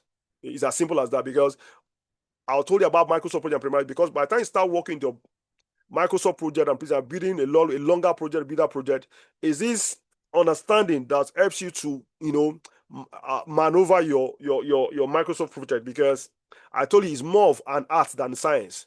You know, it's a blend of both. So you must understand all of these things, this academic thing, even though you'll not be doing it, but you must understand it so that when you are to begin to tweak things around, walking around, it's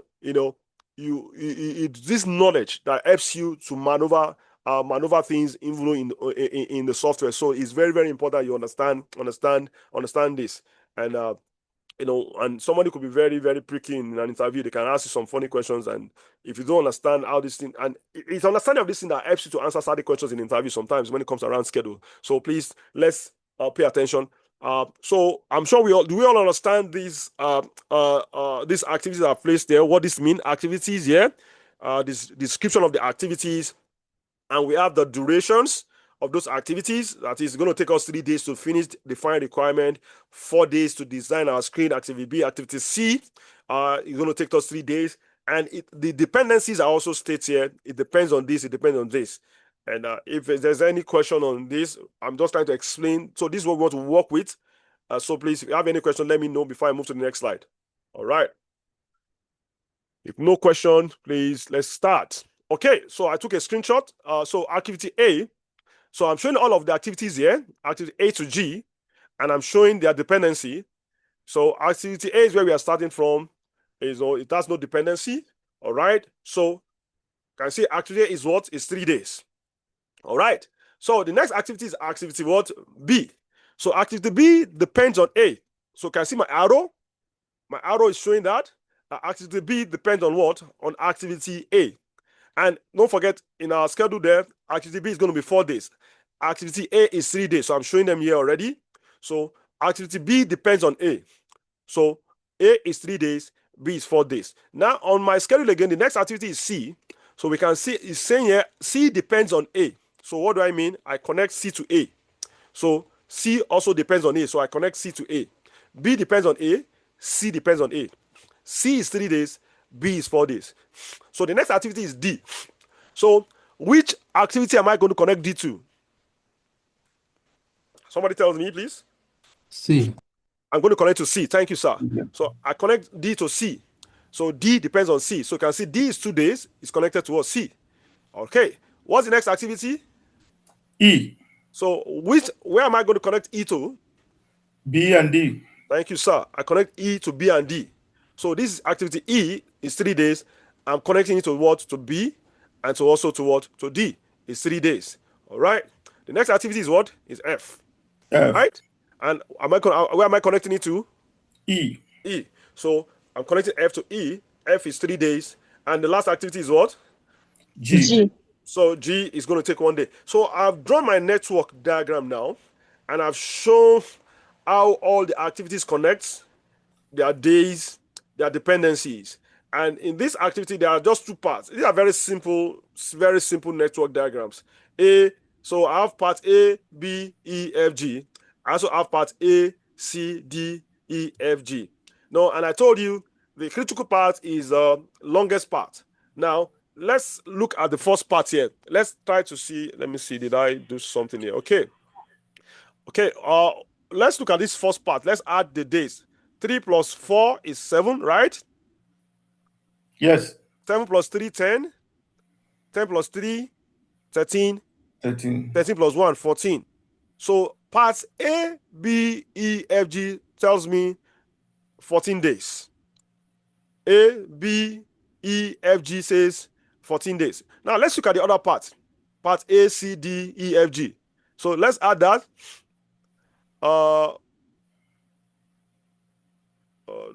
Sorry, I'm coming. Okay, yeah. 3 plus what? 3. 6. 6 plus 2, 8. 8 plus 3, 11.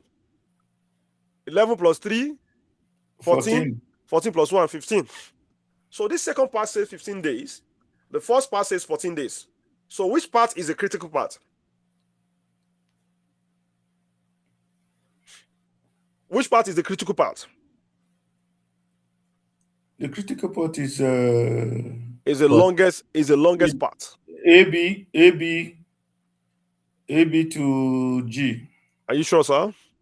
Yes, it's the longest. It's 15. Please, I need everybody to. I need all of us to contribute, please.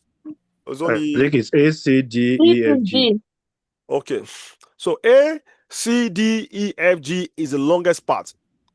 So Elder, if you look at A, B, E, F, G, A, B, E, F, G is 14. 3 plus 4, 7, 7 plus 3, 10, 13, 14.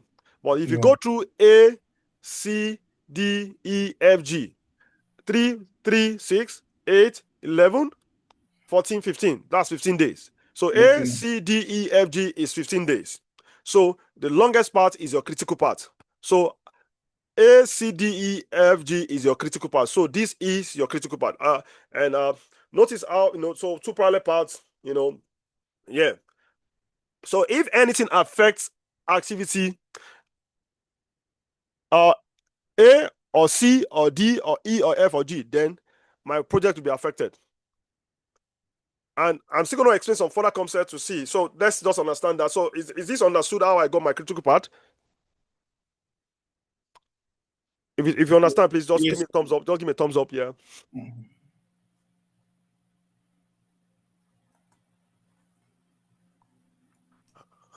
Okay. There's only one person that is responding. Okay. All right. I have 3. That's fine. I'll move on with those 3, 4, 5. Okay. All right. Okay. Network diagram. Okay. This is the same example. So before calculating number, build a mental picture of the flow. Activity A feeds 2 parallel parts. Both parts must be complete before it can begin. There are 2 main. Okay, I think I've explained this, so I'll go back to what I'm saying here. So now there are 2 parts here: A, B, E, F, G, and A, C, D, E, F, G. Now, I told you something about bottlenecks. Bottlenecks there's a bottleneck here because E depends on B and D. I can't just say because D has finished and I'll go ahead with E. I also have to wait for B to finish before I can go ahead with E. So you pay attention to things like this. Now, look at activity A is also really not a bottleneck really like that because it's spreading out. But this is where a bottleneck is where things are converging. So where you have convergence. If you have a very big network and you are seeing a convergence, you pay attention to where you have convergence. Because what it's saying is that I can't go ahead until all of the things that converge into it finishes. So we need to go to Edmonton, and 4 of us are going to Edmonton. So, and we have to go in a single bus. So what does that mean? All of us have to meet at a particular point, right? For us to go together because we live in different houses. So if you agree that, okay, I'm going to drive, and I'm going to drive, so we agree, are you going to come to my house? Or are we going to meet in church? And from church, will all of us start going together? So church is a converging point, or my house could be a converging point. So if it's 4 of us that are going, and Elder is coming, Brother is coming, Jockey is coming, I have to wait for each of all of us to get to my house before we can leave. So so that's a convergence. We can't leave until we are complete. So you pay attention to things like that in your project, where a lot of things are converging to an activity, and all of those activities have to finish before you can start that activity. So pay attention to that. So that's what I'm trying to explain here. All right. So now I was saying the other time about, how to determine how early you can start a project and how late you can start a project, and how early you can finish a project and how late you can finish a project. How do you determine that? We determine that through the concept of what we call forward and backward pass. So that there's a method called the forward and backward method for determining how early you can start a project, or how late you can start a project, or how late you can finish a project, or how late, how late you can finish, and how late you can start, or how early you can start, or how early you can finish. So those 4 things, and I'll explain. It's very simple. Don't worry, it's very simple. And again, you will not be doing this kind of calculation with your biro and pencil like I'm going to be doing here right now. When you are using your Microsoft project, it will calculate and show you all of these things. It will show you what we call the float, and I'll explain it as we are here, what we mean by float under this concept of forward and backward pass. Your software will show you all of those things, but you must understand it. If you don't understand how the academic works, it's going to affect how you maneuver your project, or how you even understand, or why you own a project. But when you look at the schedule, you produce a schedule and the people are telling you, okay, I want this, I want this, I want this. If you don't understand all of this basic concept, it becomes difficult for you to even understand how to tweak things around, software. And software, a computer thing, is garbage in, garbage out. It's whatever you put in, it gives out to you. And if you are not giving something correctly, you're going to get a bad output. It's just like, ChatGPT.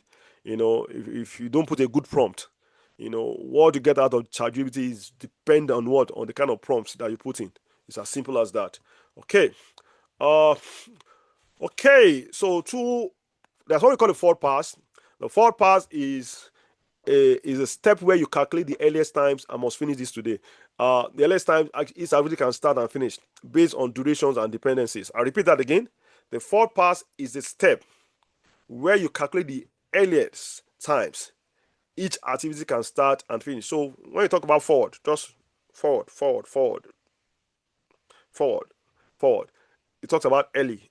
So earliest start. So we determine earliest start and earliest finish. That's what forward means. Forward pass means how early can we start and how early can we finish. So how do we determine that? We determine that through the forward pass. Okay.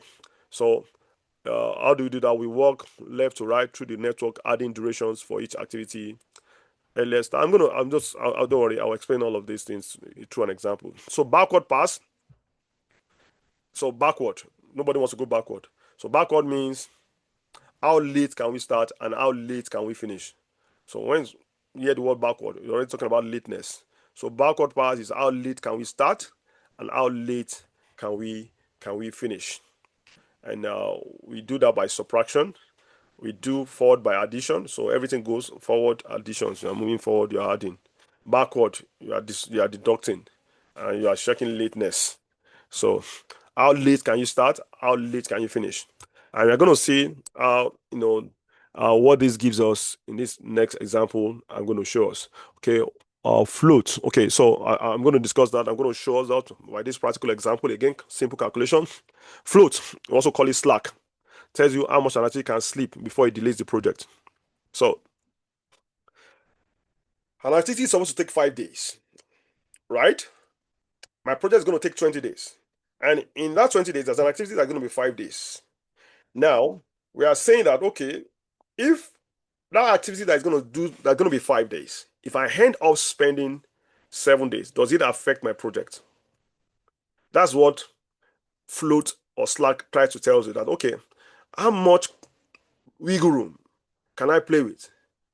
Does this activity has a float? Well, yes, it's going to take 5 days, but there's a float of 2 days on it. That 2 days means that even though it's 5 days, I can end up spending 7 days and my project will still not be affected. I'll still finish on the end date. Most of the time, those activities are activities that are not on the critical part. Activities on the critical part have zero float. They have zero slack. What they mean is that you can't, if it says 5 days, it has to be done in 5 days. That's why it's called critical activity. Any activity that has float, you don't call it a critical activity. It means I still have room to play around. So that's what float and or slack means. And I will explain this also further. You'll see clearly, and you understand it better in this next example. Okay. let's talk about this forward pass. So now that activity, I try to put everything as much as on my best to make us clear. I don't want to be going back and forth with this slide, but I think I've done a good job to just follow. Now let's begin at the start of the network. So with so this is how we start. So this activity, the same. I'm still using the same example. Activity. So I'm starting with activity A, B, and C. So define requirement is going to be 3 days. Design screens is going to be 4 days. Configure workflow is going to be 3 days. All right. So when you want to start this is the forward pass. We start with the first activity, which is what? Activity A, which is define requirement. So what usually you put for the earlier start. So you create an earlier start and earlier finish for each activity. So for activity A, I'll put earlier start and earlier finish. So for the first activity, you put a 0. You start with a 0. You start with 0 for the first activity, which is what define requirement. So the earliest start for A, I put 0 there.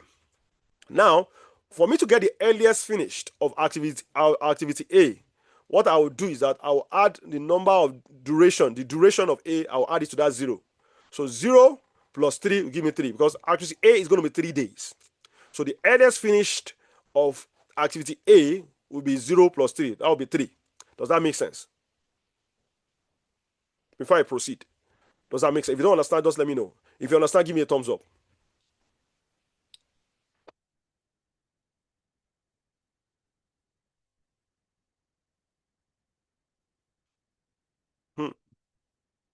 What's happening here? Are we? Can we hear me? Yes, we can hear you, sir. I can hear you. So, do you understand what do we understand what I just explained? Maybe you try to explain it. Okay, please, if you don't understand, please ask, because it could get complicated if I move on from here and you don't. In fact, it will get complicated. So you must understand this. So what are we trying to do here? We are trying to calculate the critical part. Sorry, we're trying to calculate not the critical part now. Critical part, we saw that in our network diagram that we draw the other time, that the critical part is the longest part. So you saw that straight away. Now, another way we can also get critical part is through this forward pass and backward pass. But beyond that, what we try to establish with forward pass and backward pass is we want to check the slack or the float we have on activities.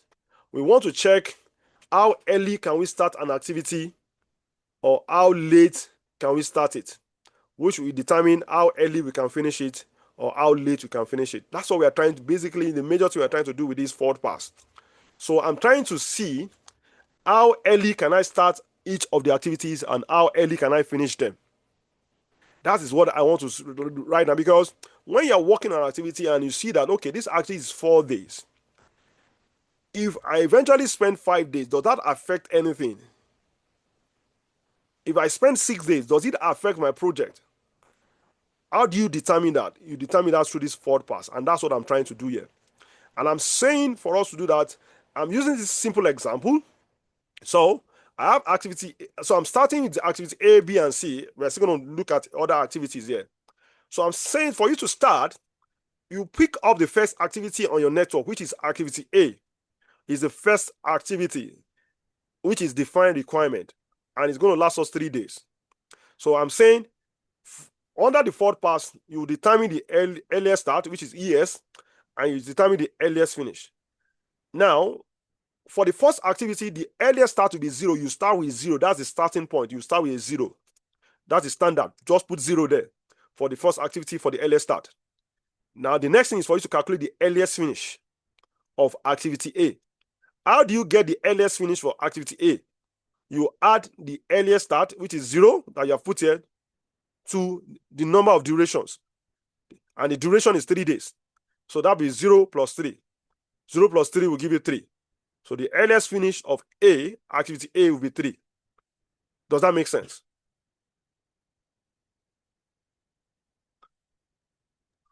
Yes, yes. Please, if you understand what, please, can you give me a thumbs up, please?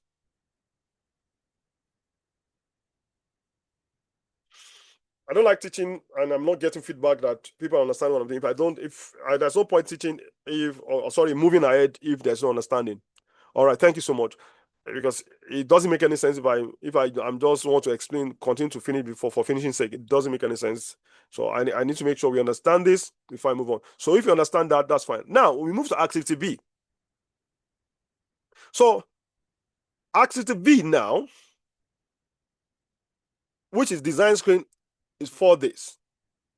The earliest start is 3. How do I get these 3 days? That's the big question that someone's going to ask you now. I'm putting 3 here. How do I get these 3? Now, let me see. I think just one moment. I want to see. That table might not be best to explain things. Okay, let me do away with this table because you might get confused with this table. I'll use this network diagram to explain what I'm trying to do. So yeah, let's now pay attention. This is a better explanation. That table will confuse us. All right, for the 4 parts. Now, I'm going to use it. So this is my first activity, activity A. It's going to be 3 days. All right, it's 3 days. It's going to be 3 days. Now, I told you the earliest start, you put 0 there. So the earliest start for the first activity will be 0. You put 0 because that's your starting point. So because your starting point, you put 0 there. Now, the earliest finish of activity A will be 0 plus 3. These 3 days. Because activity A is going to be 3 days. So you add that 3 days to 0. So it gives you the earliest finish of 3 days. Or just put 3 there. So the earliest finish of A is 3. Earliest start is 0. We understand that. And earliest finish is 3. We understand that. 0 plus 3 gives us 3. Now, when on our network diagram, B is connected to A, right? Because A must finish before B starts. So I need to calculate the earliest start of B and the earliest finish of B. Now, the very first thing I have to calculate is the earliest start. The earliest finish is always the formula for earliest finish is earliest start plus duration. So once I know, now that I know the duration, for me to get the earliest finish, I must get the earliest start. So when I get the earliest start, I will add it to my duration, then it will give me the earliest finish. Now, the big question is, how do I get the earliest start? So the earliest start of B is what we want to calculate now. Now, the earliest start of B will be the what? The earliest finish of what? Of A. I'll repeat that again. The earliest start of B will be the what? The earliest finish of what? Of A. Because B is connected to A. So if the earliest finish of A is 3, then the earliest start of B will be 3. You pick this 3 here, you put it here. Because A and B B is connected to A. B depends on A. So you put the earliest start of what? Of B to be 3. Then for me to calculate the earliest finish, it will be 3 plus 4. That is the duration of B. Will give me the earliest finish of what? Of B. So 3 plus 4, 7. Does that make sense also? Yes. Yes, sir. Okay. So the next activity on the diagram is, based on that diagram we draw the other time, is C. C is connected to A also. So I need to calculate the earliest start of C. Then I can calculate the earliest finish of what? Of C. The same approach here. C is connected to A. So because C is dependent on A, the earliest start of C will also be the earliest, will be equal to the earliest finish of A. Just the same way I pick this 3 here for the earliest start of B. The same for C. The earliest start of C will be what? The earliest finish of A. See the same 3 because C is dependent on what? On A. So it's C3. So the earliest finish of C will now be earliest start, which is 3, plus 3, the duration of C. That will give us 6. So the earliest finish of C is 6. Does that make sense? Yes. Exactly. So just the same way, because B is connected to A, C, so just the same way. Now, the next activity is E. E is connected to what? To C. D is connected to C. D is connected to C based on our network diagram we draw the other time. So the same principle is all you apply. So I shouldn't have shown the answer here straight away. I should have done a better job just to make sure we are understanding. Okay, but okay. I think I did that in some other examples. So earliest start of D is 6. Do we understand? How do I get this 6? Do you understand how I got this earliest start of 6? Can somebody tell me? How did I get this earliest start of 6? That is 3 plus 3. That's not correct, sir. Another person?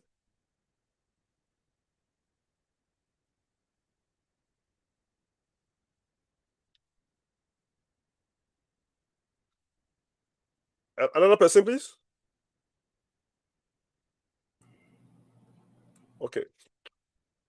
Let's go back to C. Yeah.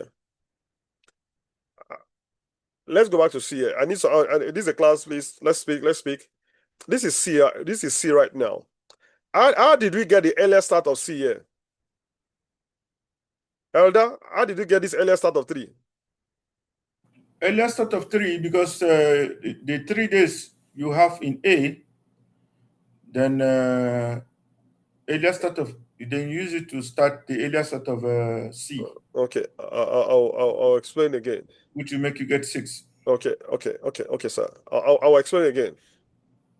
Now, the earliest start of an activity, the earliest start of an activity is equal to the earliest finish of its predecessor. The earliest start of an activity will be equal to the what? To the earliest finish of its predecessor. So earliest start of C is equal to 3 is equal to the earliest finish of activity A, which is 3. That's how I got this 3. So activity D also, the earliest start of activity D will be equal to the earliest finish of activity C because D depends on C. If C does not finish, D will not finish. So if C is going to finish on day 6, you understand? If C is finished on 6, what that means is that D will start on 6 because C finishes on 6, then D will start on 6. That's the whole idea. Because C finished on 6, earliest finish is 6 of C. The earliest finish of C is 6. Automatically, the earliest start of D will be 6. So that's how we came about this 6. The earliest start of D will be equal to the earliest finish of C. The earliest finish of C is 6. So the earliest start of D will automatically be equal to 6 because D depends on C. If C does not finish, D will not start. So since C finished on 6, then D will start from 6. Wherever C stops is wherever D is going to start from. Does that make sense? So if C stops at 6, then D will start at 6. Does that make sense? Elder?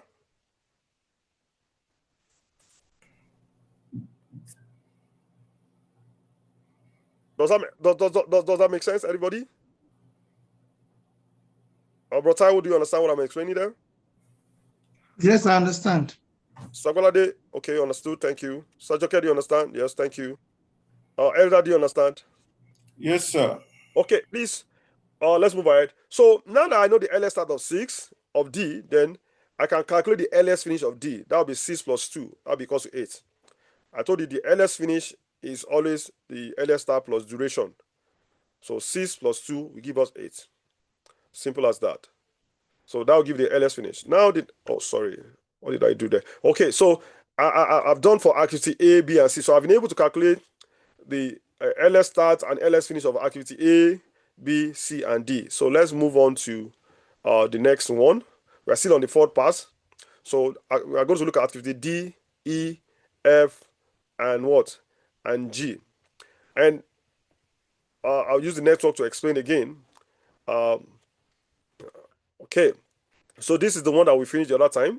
Activity A, B, C, and D. That's the one we just finished. We finished. Now the next activity after D is going to be E. Now let's pay attention to this.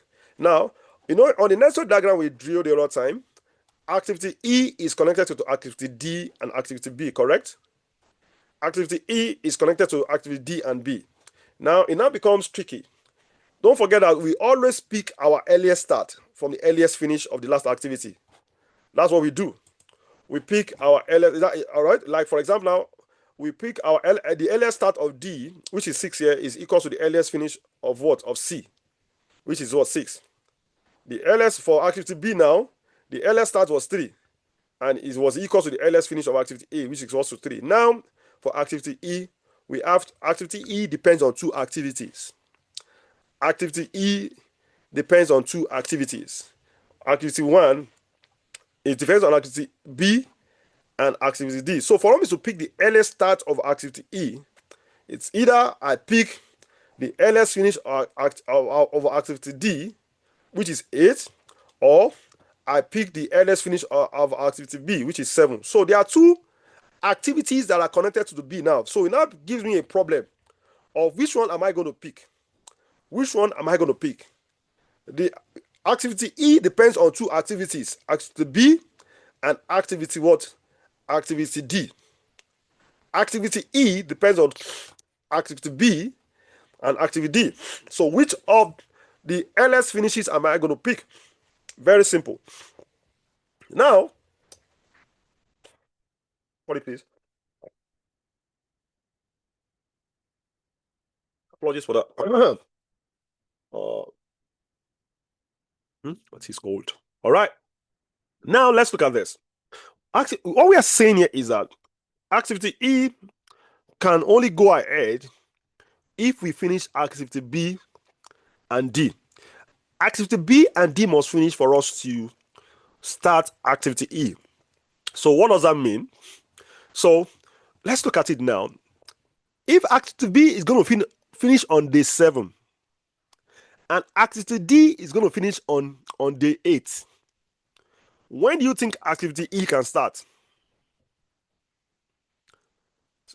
Day 8. Thank you, sir. It's so simple. That's the logic. So the logic is that we know that, activity B and D must finish before I can start E. So even though activity B finish on day 7, I can still not start, or I cannot start on day 7 because this activity D must also finish. But we are saying that the earliest activity can finish is day 8.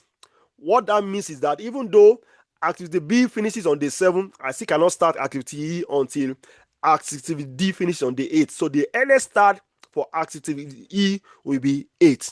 That's how you pick it. So that's the logic. And that's what I'm saying. That's the rationale. So it's not just about, you must understand the rationale. It's more of an art. You understand? And a bit of science, right, to it. So activity E can only start on day 8, not on day 7. So I will ignore the earliest finish of activity B and I'll pick the earliest finish of activity D. The longest one is 8. So the earliest start of activity is what is 8. Does that make sense to everyone? If it makes sense to you, can you give me a thumbs up, please? If you don't understand, I can explain again, please. All right, beauty. Okay, beauty. Okay. Okay, beauty. So I'll move on. So now we can calculate the earliest finish of activity E now. The earliest finish of activity E will be 8 plus 3. That will be 11. Don't forget, that's the formula for earliest finish. It's always the earliest start plus the duration. So 8 plus 3 give me 11. That's the earliest finish of yeah. So that's that. So the tricky part of this fourth pattern is always this convergent and divergent point. And it's a convergent point here right now because we are doing a forward pass. Now, the next activity is, we are going to go to that. It will be activity F. So activity F is 3 days. Now, the earliest start of activity F is what? What will it be? 11. Do you understand how I got this 11? I'm sure we understand that. So I always say that the earliest finish of the last activity that is connected to will be the earliest start. So activity E finishes on day 11. So activity F will also start on day 11. So earliest start is 11 because it's only activity there. Then the earliest finish will be 11 plus 3. That'll give me 14. And the last activity is activity G. The earliest finish of activity F is 14. So the earliest start of activity G will also be 14. Earliest start will be 14. Then we can calculate the earliest finish is what? 15. So activity G is 15. So the earliest, now the last activity is what? Is day 15. So this tells me straight away 15 days. That the earliest we can finish this project is 15 days. This EF of the LS finish of the last activity tells you the length of the project. So the earliest we can finish this project is what? 15 what? On the 15th day. It's as simple as that. That's how we do forward pass. All right. So okay, so we are seeing this here. Max B LS finish 7, okay, I've explained that. There's no need going to that. Now let's look at backward part. We're still going to now come back, look at the implication of this. So we now do now what we have done is a backward pass. What we did was that we move from the beginning to the end. From this 0, activity A, we start from 0. Then we build it until we go to what? LS finish of 15. That's what we call the forward pass. Now, after you have done the forward pass, you now do what we call the backward pass. Now, how does the backward pass mean? You are going to move from the back to what? To the front. Now, we know that activity G is going to finish on the 15th. After you have, because before you can do your backward pass, you have to finish your forward pass. So after we have finished our forward pass, and we know that it's what is 15 here, then how do we do the backward pass? So you start from the last activity, which is what? Is G. You start from G, and I'll show you to this network diagram. So I'm going to start from this base. So now this is backward pass. How do we do backward pass? It's very simple. You are going to work backward. So now we know that from our backward pass, we know that what we got there is 15th. So now what we used then was LS finish and LS start. But in the backward pass, we're going to be putting late finish and late start. So don't forget that what we used there was what? ES and EF, LS start and LS finish. But in your backward pass, we're going to now turn it to what? To late finish and to what? To late start. Now, what that forward pass, how are we using that 15? I think that's a question somebody should ask. Why am I using 15, not another number? So the forward pass, what the forward pass I've shown you is basically, it shows you the longest part of the project. It's going to give you more like follow the critical part. It's going to give you the calculation for the longest it can be. So, and how that happens is for example, when you look at this place, for example, activity E here, when we're going to pick the earliest start of activity E to be 8, there was 7 and there was 8. We went with the option of 8 and not 7. You understand? And I think we understood why we have to pick 8, because for activity E to start, B and D must finish. And since D is going to finish on 8, we went with 8 for here. So that's, and if this network line is so bigger than this, and that's how we are going to be picking the longest days, and eventually we're going to end the longest day possible. So that's why we are starting with that 15, because that's the longest day possible. So when we want to do our backward pass, we start with that 15. So that's the rule. In the LS part, in the forward pass, we started with 0. For the first activity, we put 0 there. Now for the backward pass, after you have done your forward pass and you have your last number, that last number is what we're going to start with here. So we put 15 here. So what do you do? Now begin to subtract. So late finish of this is 15. We understood how we got that 15. So the late start, you now start calculating the late start. It will be 15 minus 1, which should be 14. 15 minus 1 is equal to what? To 14. So that's how we get that. So we have this late start. Then we move on to the next activity. Sorry. Next activity is F. F, you understand, has to finish for G to start. So this is backward. I know we are working backward. Now, the late finish of F is going to be equal to the late start of what? Of G. So since the late start of G is 14, then the late finish of what? Of F will be 14. You understand? Then how do you calculate the late start? 14 minus 3, you give it 11. That's how you get that. Does that make sense? Before I move on, please, if it makes sense, give me a thumbs up.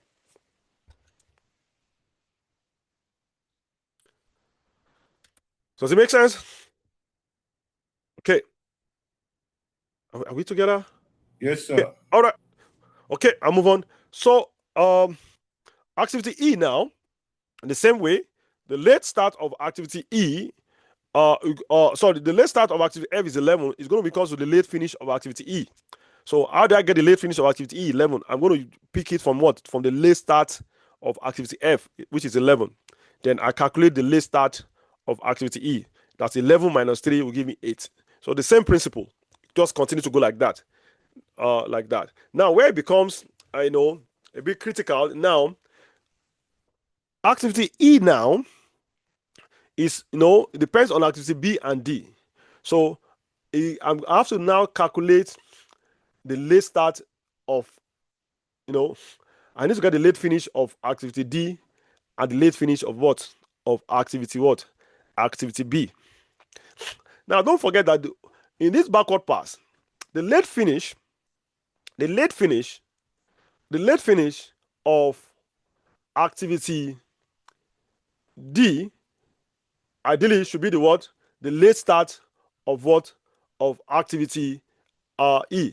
And also, the late finish of activity B should be the late start of activity E.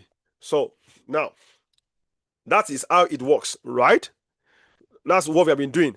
For me to pick the late finish, get the late finish, I'll pick the late start of the last activity, and that's what I'm going to do here. So, and exactly that's what we're going to do. So, I'm saying for activity D and B, for activity D and B, for activity D, for example, the late finish is going to be 8. Just the same way, backup is very, don't pick it up straight like that. The late finish of activity will be 8, and also the late finish of activity B will also be 8 because they all converge into E. So they will pick up the late start of E. So the late finish of B will be 8, and the late finish of D will also be what? Will be 8. And once we get that late finish of activity B and the late finish of activity D, then we can calculate the late start of activity B and also calculate the late start of activity D. That's just the subtraction of what? 8 minus 2, 6, 8 minus 4. And I'll show that here.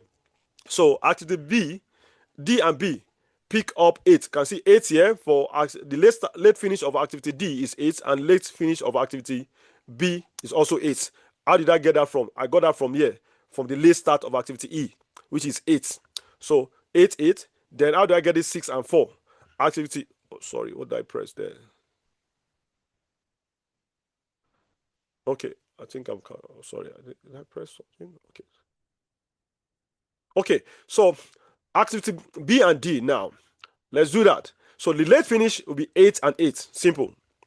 So activity D will pick up the late start of activity E, which is 8.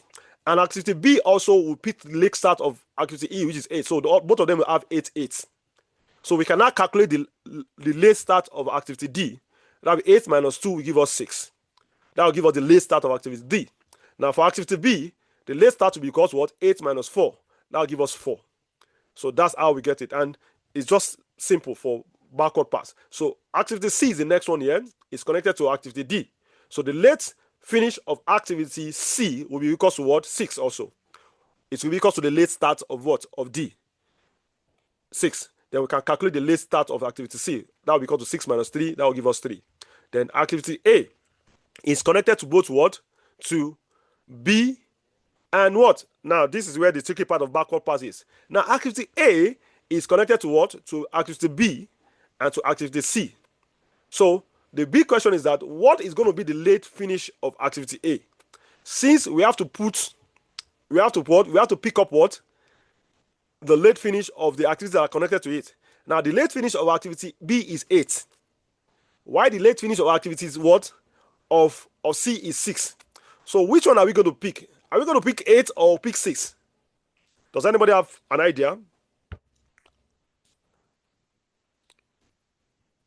What's going to be the late finish for activity A now?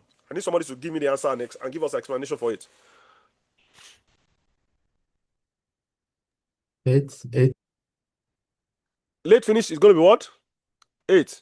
Why is it 8?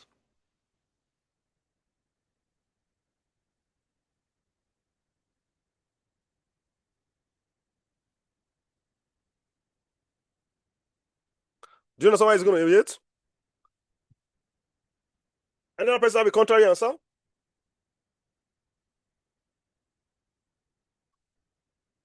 Sir, why did you pick 8?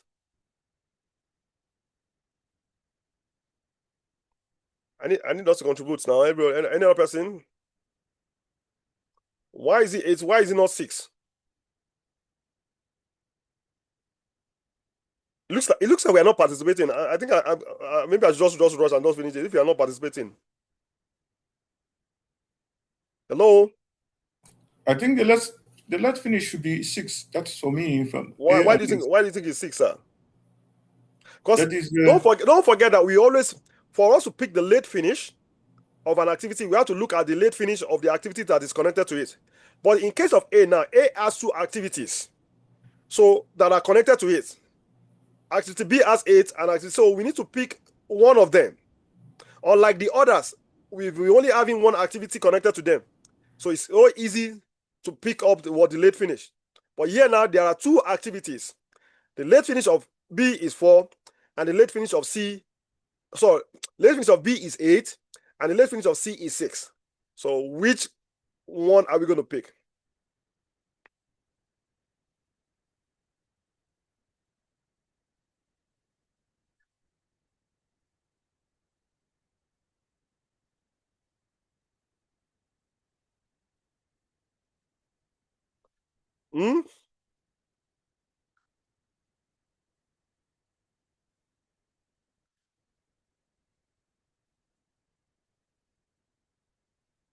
Sorry, I was speaking the wrong word. I was talking about 6. Sorry, sorry. We pick. No, somebody should have corrected me. When we want to pick the late finish, we always pick the late start. That's what we pick. Not 8 and 6. We should be talking about between late start of 3 and late start of 4. Okay, let me explain. Okay, so now for activity C, for example, the late finish is 6. How did you get this 6? From this late start, right? Of D, right? Can we all meet? Yes. Okay. Yes. So we always pick late finish from late start. Sorry, somebody should have corrected me on saying that. We pick late finish from late start. Late finish is from late start. So the late finish of C is from the late start of the activity that is connected to it. Now, for activity A has 2 activities, activity B and activity C. So there are 2 late starts there. There is late start of 4 and there's a late start of 3. So I'm saying that out of these 2 late start of 4 and late start of 3, which one are we going to pick? I was saying 8 and 6 before. That was wrong. Sorry. That's not consistent what we have been doing. So what we are picking here is a late start. So which late start are we going to pick? Are we going to pick the late start of 4 or the late start of 3? Late start of 4. Why do you say late? Why do you think it's 4? Because if I to look at the duration, that means 4 days. If we are going to go with 3, then we are not being practical, being pragmatic with the number of days that should be captured, because we have an extra day coming from the late start on B compared to C, which is just 3 days. Okay. Now, what you are explaining now is the idea of the forward pass. The explanation you are giving there is the explanation of the forward pass. Now, let's look at it this way. You have to pay attention to your network diagram. Now, if I put that, don't forget that the late start of C is 3 days. And the late start of B, everybody please pay attention to this explanation. The late start of B is 4 days. We are saying the latest it can start is 4 days. And we are saying that the latest this one can start is what? Is 3 days. Now, we know that for C to start, A has to finish. For B also to start, A has to finish. They're all both dependent on A. Now, if you pick now in the backward pass, we always pick the late start to be the late finish. But in the case of A, where it becomes a bit difficult because there are 2 late starts for us to pick from. Now, if we decide to pick 4, and I put 4 here as a late finish of A. Now, what you are saying is this. Now, you are saying that, the latest finish, A can finish on day 4. We say yes, you can afford for A to finish on day 4. You understand? That's what you are saying. That's what that latest finish means. It means that you are saying that, if I pick this 4 that is on B, the latest start of B is 4, and I use it as the latest finish of A, what you're now saying is, oh, activity A can start on worst case scenario, day 4. But let's look at activity C that is connected to it. Can you see activity C that is connected to it? Activity C is telling us that, oh, that the latest activity C can start is 3. That activity, that the latest you can afford for activities to start is day 3. Now, if you have put A, that A can finish on day 4 here, is that not practicable for C again? Don't forget that C depends on A. Okay, so I get it. So if you now say, oh, activity A can finish on day 4, yes, oh, we can afford it to finish on day 4, but the network diagram is telling us that no, that activity C, the latest it can start is 3 days. And you are now saying that activity A, oh, the latest it can finish is 4 days. Does that make any sense? You find that it does not make any sense anymore. Because activity C must start, the latest it can start is 3 days. So that means A cannot finish on the 4th day. Do you understand the logic now? Understand. So the latest start of activity A has to be 3 days. Even though activity B can afford what? To start on day 4. But because activity C cannot afford to start on day 4, it can only start on day 3. What it means that we must finish this activity A on day 3 also. So the latest start or finish of A must be 3, not 4. Does that make sense? Yes. So that's the thinking. So that's the thinking. That's why I say it's an art. It's an art. So this is backward pass now. We are dealing with latest finish.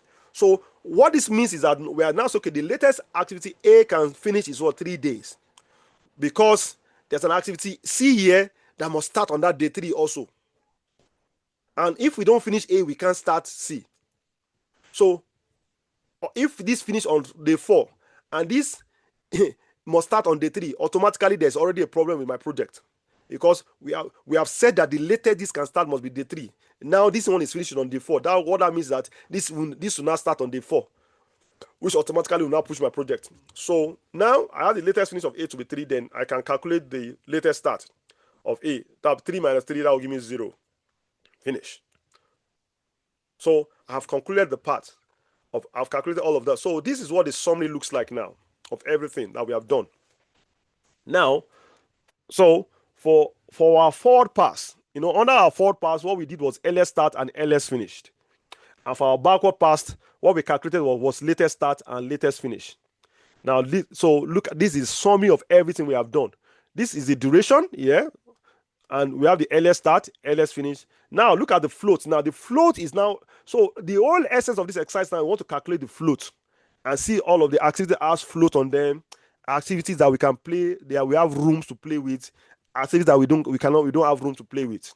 So here now, look at activity A. How do we calculate the float? 2 ways. You calculate the float by subtracting either the LS start and the latest start, or LS finish and latest finish. So it's either late start minus LS start, or latest finish minus what? LS finish. That's how you calculate float. For activity A now, the float is 0. How do I get that? That latest start here is what? Is 0, and LS start is 0. So 0 minus 0 give you 0. Or you can say latest finish minus LS finish. Latest finish is 3, and the LS finish is 3. So 3 minus 3 will give you 0. So the float of activity A is 0. What that means is that you can't afford to joke with activity A. It has 0 float. There's no wiggle room. There's no allowance at all for activity A. That's what that means, 0. Now for activity B, the duration is 4. The earliest start is 3, and the latest start is 4. So how do I calculate the float? Latest start minus earliest start. That's 4 minus 3 will give me 1. So that's how I have 1 here. Or you can decide to use latest finish minus earliest finish. It will give you 8 minus 7, which is also because of 1 also. And that's how you calculate for the rest of them. You see all of them, you get this answer. Either you use latest start minus LS start, or use latest finish minus LS finish. It will give you the same answer. If it doesn't give you the answer, that means something is wrong with your calculations that you're doing. So for all of these activities here now, the only one that has float is what? Is activity B. Activity B is the only one that has float. And you will see it. Every activity on the critical part that I told you the other time is they don't have any float. Activities on the critical part don't have float. They always have zero float. Now, let's look at my diagram that I drew the other time for you. Now, when we did the other, now look at this. It's only activity B that has a float, which is 1 day. See, only activity B has a float, 1. Now, let's look at the network diagram. In that network diagram, we say we have 2 parts. Part A, B, E, F, G, or part A, C, D, E, F, G. Now, if you look at part where B is the only one that has a float. B is the only one that has a float. And if you calculate the total number of durations there, 3 plus 4, 7. 7 plus 3, 10. 10 plus 3, 13, 14. This other part, 3 plus 3, 6. Plus 2, 8. Plus 3, 11. Plus 3, 14. Plus 1, 15. So this other part, A, C, D, E, F, G, is the longest part, and we call it the critical part. So you can see the critical part, number 1, is the longest part, which is 15 days. And secondly, all the activities on that part have zero float. From what we just calculated, they all have 0. Now, if you look at the other part, which is B, it has a float of 1 day. It's not the critical part. And again, it's the shortest part. It has 14 days. And it has a float of 1 day. So activity A, C, D, E, F, G, or part A, C, D, E, F, G is the critical part. 1, it is the longest part. And secondly, every activity on it does not have a float. If anything affects any of these activities, your project will be affected. But for activity B, for example, we can have, since it's going to be 4 days, it has a float of what? Of 1 day. What that means is that I can afford to spend 5 days on activity B and my project will still finish on the deadline. That's what we are trying to establish. So for activity B, the only activity I can play here on this schedule you are seeing right now is activity B. And the only room I have is just 1 day. That's what that float means, 1 day. That no, activity B now is 4 days, but I can afford to play with it for another 1 day, 5 days, without it affecting my project. Basically, that's what we are trying to establish here. Does this make sense? If it makes sense, please thumbs up, please. Beauty, beauty, beauty, beauty, beauty. Okay, beauty. Okay, beauty. Okay, okay. All right. Okay. So impact of delay of I've just explained this. What I just explained is what I put on this slide. I'm going to send this material to us. What happens if B takes 5 days instead of 4? I told you all the time, like it's still nothing. This is where float becomes tangible and reassuring. A small delay on non-critical activity doesn't have to derail the project. So if I still spend extra day on B, my project will still be fine. I'll still be okay. And those are the kind of things that you must have handy as a project manager. Even though we're saying, the duration, the activity is supposed to be 4 days, and the guys are spending 8 days. It does not mean that the project is going to run over. Your schedule will show you that. Because, okay, even though this activity is supposed to be 4 days, but the guys have spent 8 days on it, it's still not a problem because I'm still going to finish on the end date. It's this critical part analysis, this 4 part and part that makes us to understand. But in your Microsoft project, once you have sequenced all of your activities, everything has been sequenced, the duration, you will see it. Some activities, even though, it's supposed to be 4 days and they're spending 10 days, you find that your end date has not changed. It has not shifted. It's because that activity is not on the critical part. If the activity is on the critical part, any extra 1 day on it will shift. So when you develop your schedule, you must identify the critical part of your schedule. And your Microsoft project will show you. Once you do it, there's a way you go into your Microsoft project and you just check it. You will see it. It will bring your critical. It will show you your critical part. So those activities you pay attention to that. Nothing must affect these activities. We can't afford to. So if anything affected, then you start thinking of what can I do, because automatically your project will be affected. So that's the whole essence of this exercise. So I think all I've explained is what I put on this slide here, basically. Let me see. Is there anything I put there I didn't explain? Okay, is what I've explained. So now, impact of delay on a critical activity. So basically, we are saying that if anything happens to that activity, what's going to happen to the project is going to be delayed. That is as simple as that. And I put an example here. Original plan, project is supposed to finish on day 15. That's what we're working off. Now, we're not saying activity C is delayed by 2 days. Don't forget, activity now is now delayed by what? 2 days. The earliest start of activity C is 3 here. Now look at this example. Let's look at this colored part of this, the delay part. It's 3. Now, the earliest finish is what? Is supposed to be what? To be 8. Now, don't forget that the earliest start, let's go back to the other part. The earliest start is 3. What's the duration of activity C? Is how many days? That's 5 days. Right. Sorry, it's 3 days. Sorry, what am I saying here? It takes 5 days. Okay, so the activity C is supposed to be 3 days. Let's go back. Is that 3 days? Yes, C is 3 days. Yes, so it's 3 days. Now I'm saying that now, if activity C is 3 days, now the earliest finish will also be 6 days. That's 3 plus 3. But now, if activity C now takes extra 2 days, what that means is that the earliest finish will now be 8 days instead of 6. That's what I'm explaining there. So automatically, what happens is that, let me go back to that schedule here now. Let me use this to explain. Let me use this to explain now. So understand.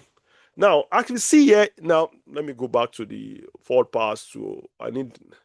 But please take your time to go through the material. I just want to use this to explain what I mean, how this affects. Now, let's look at this. Let's look at activity C here now. Now, the earliest start of activity C here is 3 days. And the earliest finish is 6 days. We want to understand how we got that. So that is what is going to be 3 plus 3, 6. That's the earliest finish. Now, if for some reason these 3 days now change to 5 days, or something happened, it's no longer 3 days, it's now 5 days. That means the earliest finish will now be what? 8 days. Because it's now be 3 plus 5, 8. Automatically, once this one becomes 8, the earliest finish now become 8, because we are, instead of spending 3 days, we have spent 5 days. The earliest finish now become 8 days instead of 6 days. Then automatically, what will be the earliest start of D? It will be 8, not longer 6 again. It will be affected, because it's going to pick up the earliest finish of C for it to start. Because now, since C is going to finish on day 8, then D will now start on day 8. Now, 2 days, 8 plus 2 become 10. So the earliest finish of D will now become 10. So now, since the earliest finish of D is now 10, the earliest start of V will now also become 10. Even though the earliest finish of this one is 7, of B is 7, but now because D is now 10, E will pick up the earliest finish of D, which is 10.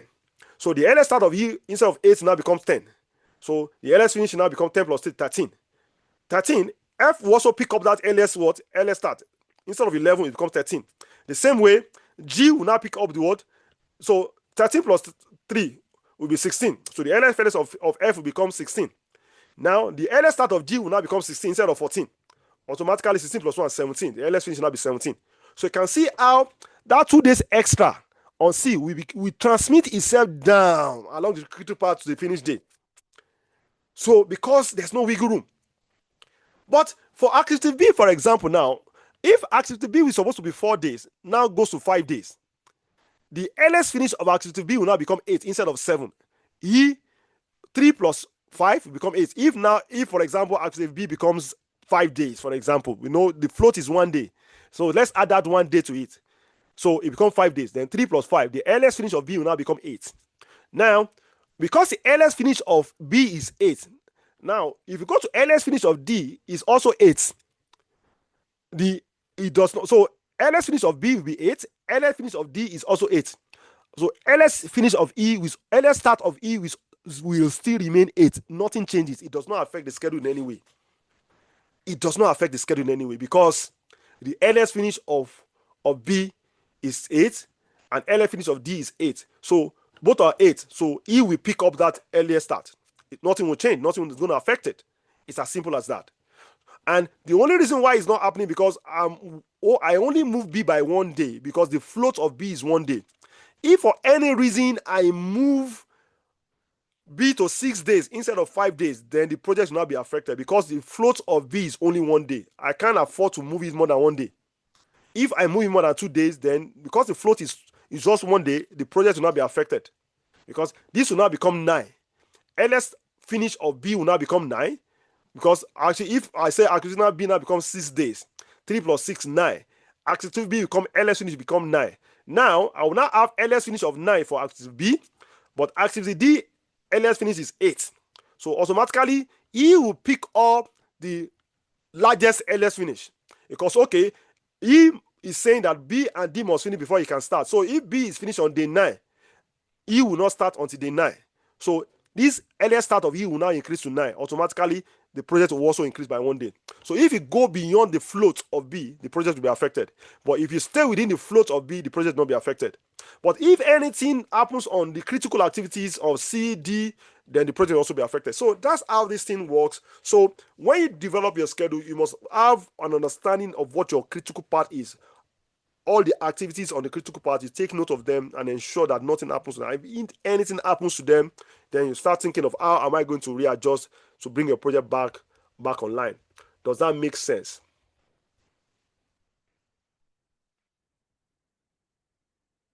Okay, I think. Does it make sense? Does anybody understand all these my jargons I've explained?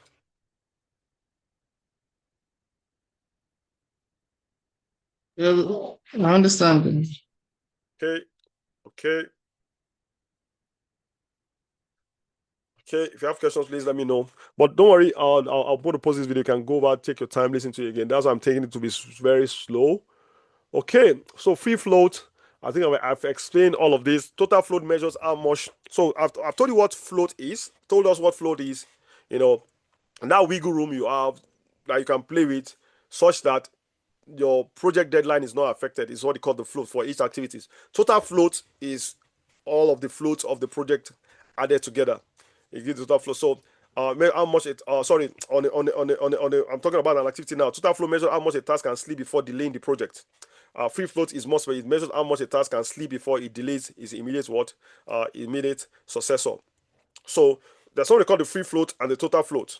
So total float talks about how it affects the total how a sleep on an activity affects the total project, while a free float talks about how it affects the other activity. So a sleep on an activity might not affect the total project, like if especially when it's not on a critical part, but it might affect the other activity on it.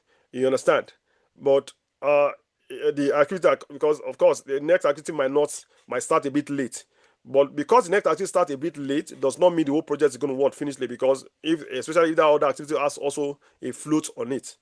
So that's how the concept of total float and free float works. So total float talks about, okay, how much can I move this activity in such a way that it does not affect the total project, while free float talks about how much can I move activity such that it doesn't affect the next activity. That's what free float talks about. So it measures how much the task can sleep before it delays its immediate success or regardless of our project. So free float and total float. So take note of that. Total float talks about how the total project, if this activity moves by this number of days, it won't affect the total project. But if it moves beyond this number of days, it will affect the total project. But because this activity has moved this number of days, even though it does not affect the total project, but the next activity is affecting the total number of activities. So if, for example, activity A has a float of 4 days of 4 days, and there are another activity that connects to it has a float of 5 days. So if for any reason I use about 2 days of the float of the first activity, automatically it reduces the float of the activity that follows it. Because you understand what I mean? Like A has a float of 4 days and B has a float of 5 days. So if A has used 2 out of his float of 4 days, automatically it affects the float of B also by 2 days also. But the project will not be derailed because both of them are floats. You understand? Even though, activity has to finish before B can start. So even though A has been delayed by 2 days, I'm starting my B now. Even though my B is starting late, I can still afford to start late because that's what they call the late start, the concept of the backward part. That, okay, this is the latest you can start. There's an earliest start for it and there's the latest start from it. So there's a difference between the late start and the earliest start, is what we are now looking at as your float now. So the free flow talks about if A is affected a bit, how much of it does it affect B? How much can I play with A such that it doesn't affect B so much? And in the overall, it doesn't affect the project. All right. If you look at this slide, I've explained all of this thing, beautifully there, and you understand better the concept of free float and free float. So because that an activity is delayed, like I said again, does not mean that the project will be delayed if it's not on a critical part. But because it's not on a critical part, does not mean we'll just be playing around, because it must understand the room that you have, so that especially when it affects other activities. So when it affects other activities, also look at that activity. Okay, this activity has a float. Oh, how much can I play? Someone is telling you, hey, sorry, sir, we can't. We said we are going to finish on the 5th of April, but we won't be able to finish on the 10th of April. Before you can respond, you go back to your schedule, you go and look at the float you have. You look at your float. So your float is what makes you to respond to that email. So when someone tells you, okay, we are supposed to finish this activity here, but we can't finish on this activity, we are going to finish on this. So you go back to your schedule and check your schedule. Okay, this activity has a float. I can afford 2 weeks delay. Okay, no problem. You respond to them. Okay, that's fine. But make sure that in responding, you now tell them, make sure that you have to finish that day, because beyond that date, I can't afford any other sleep beyond that day. You communicate to them. How do you communicate to them? Through your schedule. You check your schedule. You check your float. Okay. The schedule baseline. I think I've explained the schedule baseline. I've really gone over my time. I think I'm going to stop. I don't want to see. Oh my God. Tracking and overseeing the schedule. Managing delays and slippage. Let me see where I am on this slide. I think the rest are quite explanatory enough, but I can rush through them next week. It's just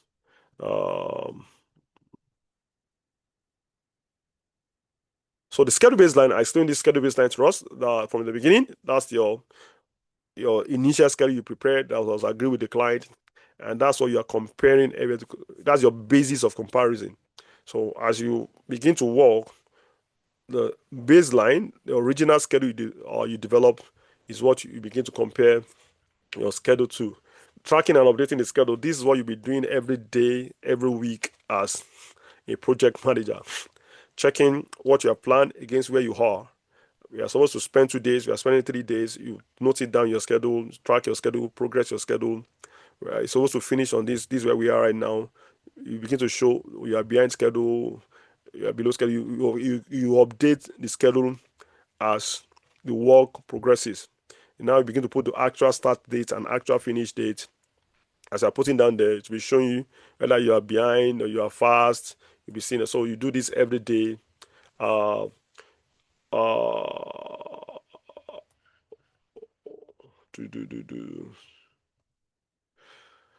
don't want to rush this. I'm gonna just spend like 30 minutes next week to explain this before we start tackling our course. I don't want to rush it because this is something we're doing on a daily basis.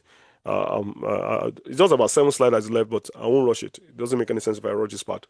So we're gonna stop here today because I have another meeting by 12 o'clock that I need to be here. So please, if you have any question, please use the group forum to post your questions, or you can reach out to me, and I'll try my possible to explain. Is there any other question before we round up for today, please?